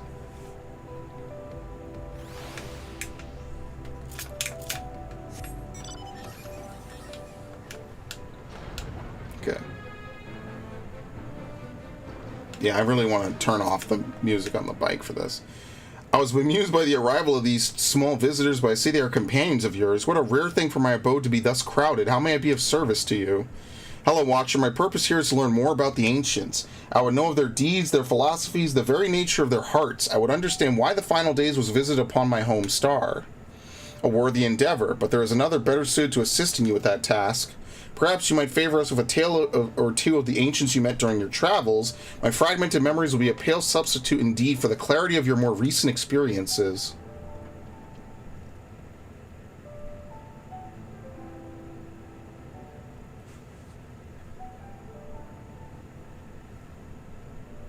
Yeah, I forget how tall they are sometimes.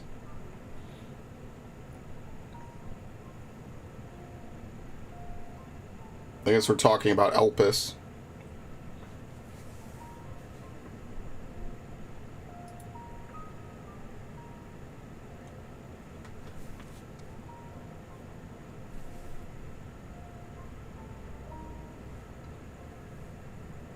What's kind of weird is that when we find them in Ultima Thule, they're our-sized. Yes, I can envision every detail. Your meeting with Venat and Emmett Sulk and Hythlodaeus, the sorrow and determination of Hermes.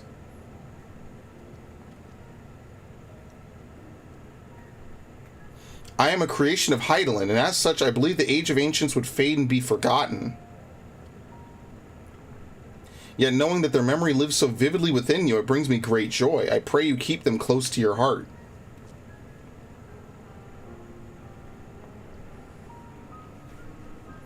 At the time of your journey to the past, the one whose essence I embody would have been a scholar at Anidir. A shame. Had you reason to go there, perhaps you might have met. As a man of learning, he was firm friends with Venat. They spent long hours trading theories or debating the laws of the universe. I remember joining her faction as the final days bore down upon us, yet of the events surrounding that tragedy, I recall precious little. Heidelin wished for the people of your age to decide their own path, thus I suspect my recollection was limited by design. Yeah, even she could not cut away one persistent memory. I feel most distinctly his sadness at what was to come to pass, that in becoming Heidelin's heart, Venat would forever stand apart from the people she so loved. If she were so resolved in her convictions, then he too would share her sleepless vigil over the future yet to unfold. Thus was the vow he made to Venat as her transformation took hold. His fervent wish must have reached her in some fashion, for though his life was drained away by the summoning, he was reborn with new form and new purpose when I awoke as the Watcher of the Moon. And ironically, you're the last one left. And you heard whose, you felt, you thought, in seizing the future for yourselves have you brought full circle the saga which Venat began. What you have accomplished was no divine miracle, it was but the beacon of hope passed down from one generation to the next, a succession of wishes and prayers reshaping the star into the world we knew you deserved. You have our deepest gratitude. I thank you not only as myself, but as the man I once was, and on behalf of those who devoted themselves to Venat's vision.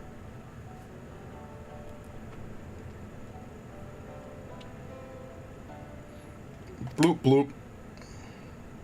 I understand the facts of your story, Who's, but not how you've chosen to process them. On what grounds do you speak of Venat with such fondness? By sundering the world, she ultimately guided your kind to victory, yet in doing so caused irreparable damage to its individual members.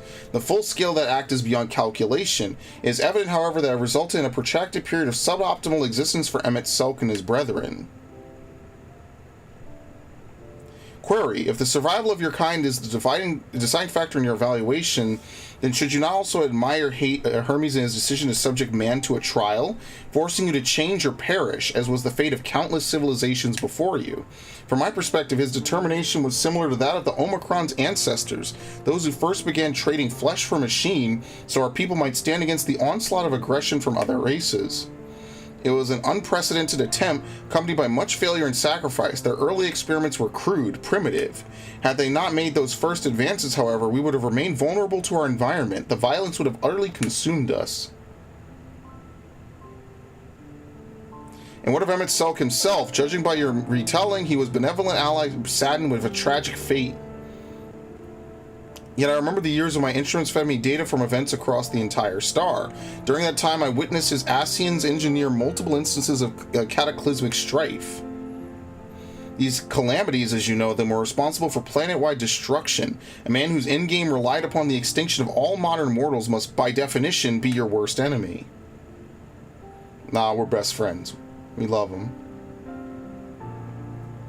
I require an answer. As a being of heart and soul, how do you classify each of these pivotal figures? From your perspective, which of them was most justified in their actions?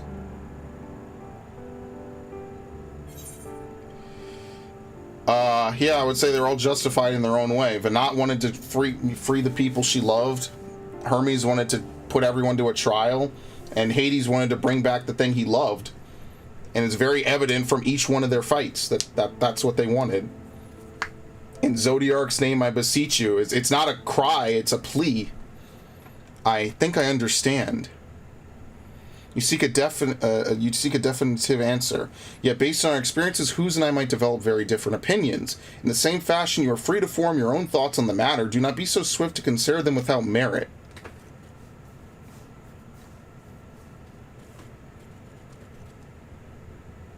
I do not have my own thoughts on the matter. I assess each situation with the same logic pathways available to every Omicron. Even if 1,000 Omicrons were asked to analyze the same event, they would all return the same result, regardless of individual experience. There is no strength to be found in fractured reasoning. Nonetheless, I find your input valuable. Recording data alongside interview results. This concludes my investigation into the incomplete elements of the final day's report. I will reanalyze the accumulated information and examine the factors which led to Sir's incomprehensible decision. Let us return to Thalmazen. Oh god, and there's no teleport back to Thalmazen. Oh wait, maybe we will. Yeah, we will. Okay. No, we won't. Hilarious. You have to fly down there every time. There's literally no faster way. Yeah. Labyrinthos is, like, distinctly big. Okay, up. Actually, we don't need to fly that high. It doesn't really matter either way.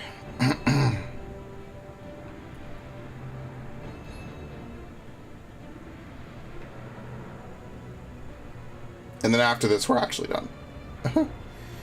This is really nice about patch days, though. You get to see all kinds of people. Ready? Drop. Every time. Alright. God, I hate this. Bigs. Oh, there you are, right at the last moment. Your journey with Omega was properly educational, I hope. We planned to ask you all about it in that mystery transmission besides, but I'm afraid something urgent has come up. Since one of our Ironworks associates has fouled up a job elsewhere and Jesse needs Wedge and me to rush in and lend a hand. There's an airship already waiting for us out in the harbor, in fact. You think you can escort us over there and talk as we walk? Acceptable. I am fully capable of speech during ambulation. Figured you might be right. Let's get a move on then.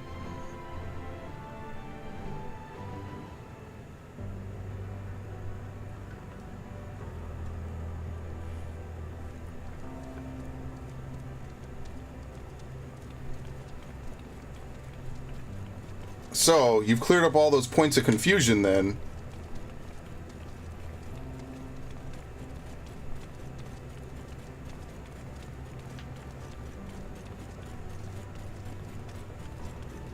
I had mistakenly classified your intangible heart as an ability of some kind.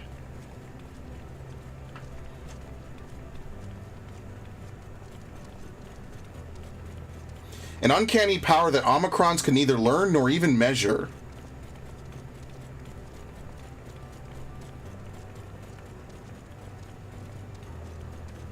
Even now, its full nature yet eludes my comprehension.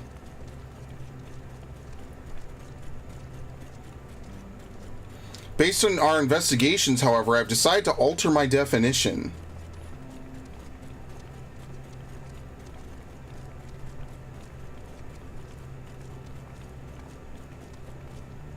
No, I'll be there in a minute. Give me a minute. Relax. A phenomenon which influences one's interpretation of reality.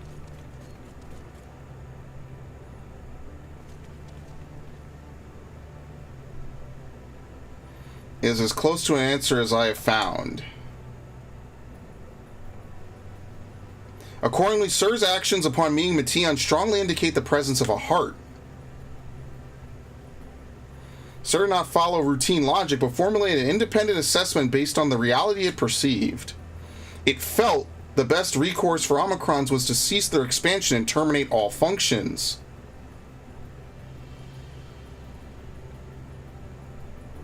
Dude, is Omega gonna kill itself?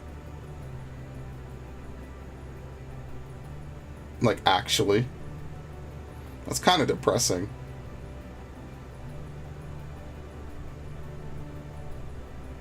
This whole plot has been kind of depressing, honestly.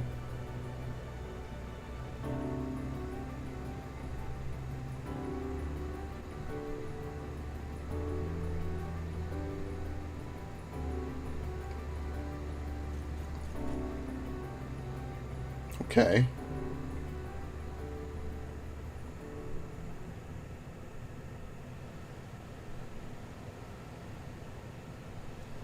So, maybe we'll see you around? Well, here's our ship.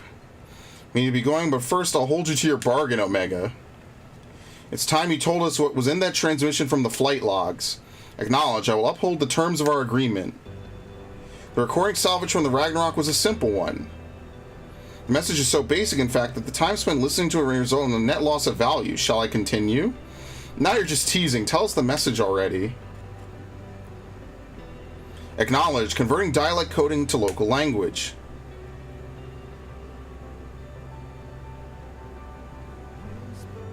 Yeah, it's the music, of course. To whomever receives this message out there in the vast reaches of the cosmos. To someone, I hope, who looks up at the stars with the same wistful gaze as mine.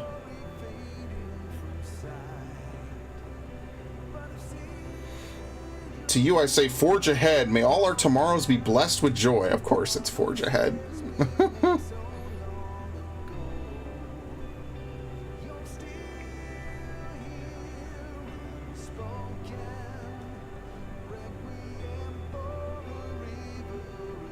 Yeah, I thought it was something world building. I guess not. Oh well. Feels bad.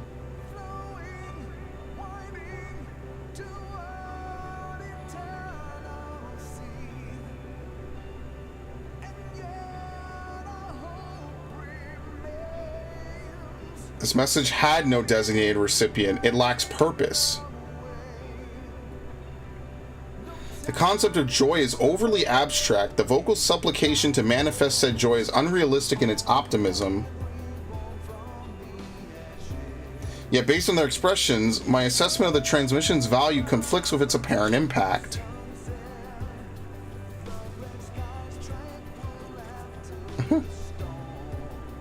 And still, I fail to understand you, sir. Your heart still confuses me.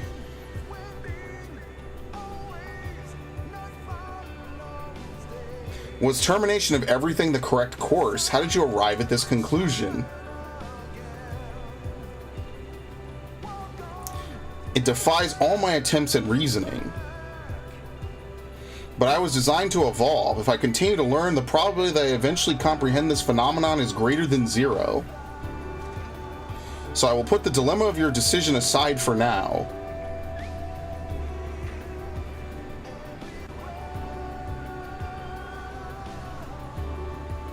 And continue my existence upon this distant star. As I dwell among these many life forms, so will I continue to piece together the complete shape of their mortal hearts. I like this, because they actually kind of skipped over him when he was actually there at the end of Endwalker. I must document their progress. He really should get a better body, though. And maybe like an actual backup. Oh well, whatever. At least he didn't kill himself. I was worried that that's where this plot line was going. Your contribution to my education is appreciated, Who's. Indeed, I have amassed a satisfying quantity of valuable data. Now that our negotiated business is complete, however, Alpha and I will return to traveling the world. Drawing upon recent experience, I am confident we can expand the radius of our ventures by a significant margin. Need not limit ourselves to Eorzea. I'm now familiar with Charlene and Radzahan, and would also like to revisit the flaming climes of Garly Bloop. I neglected to instruct Biggs and Wedge to upgrade my climate shielding. I will reroute my request to Deputy President Jesse. Engaging ambulation and parting salutations. Farewell, Who's. Well, and there he goes. And I guess we'll see you someday again. Oh well. Draws forth a scrap of paper from under his wing. Quah. Seems he wants you to have it. Perhaps this is his way of thanking you? Yeah, it's an orchestrion roll. Wow, flow together. Okay. That's the mystery present. Swiftly, Alpha. The road is long and we have barely begun our journey. Alright, that's a pretty cool one. I like that they continuously add more stuff to stuff like that. Alright, I'll use this. I already have this. Sound at the end. This. Something I have in here. Yeah, there you go. Ethereal Sea. Which I also got recently.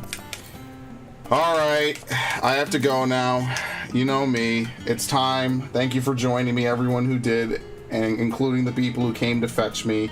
I will be getting off now. I hope you have a good one. Like usual, I will always come back to do more story. 6.18 will probably have the Island Sanctuary and other stuff, so I'll do that for sure. And I guess I won't start as late for that. So, in any event, take it easy. Have a good one. Peace out. I'm going to go watch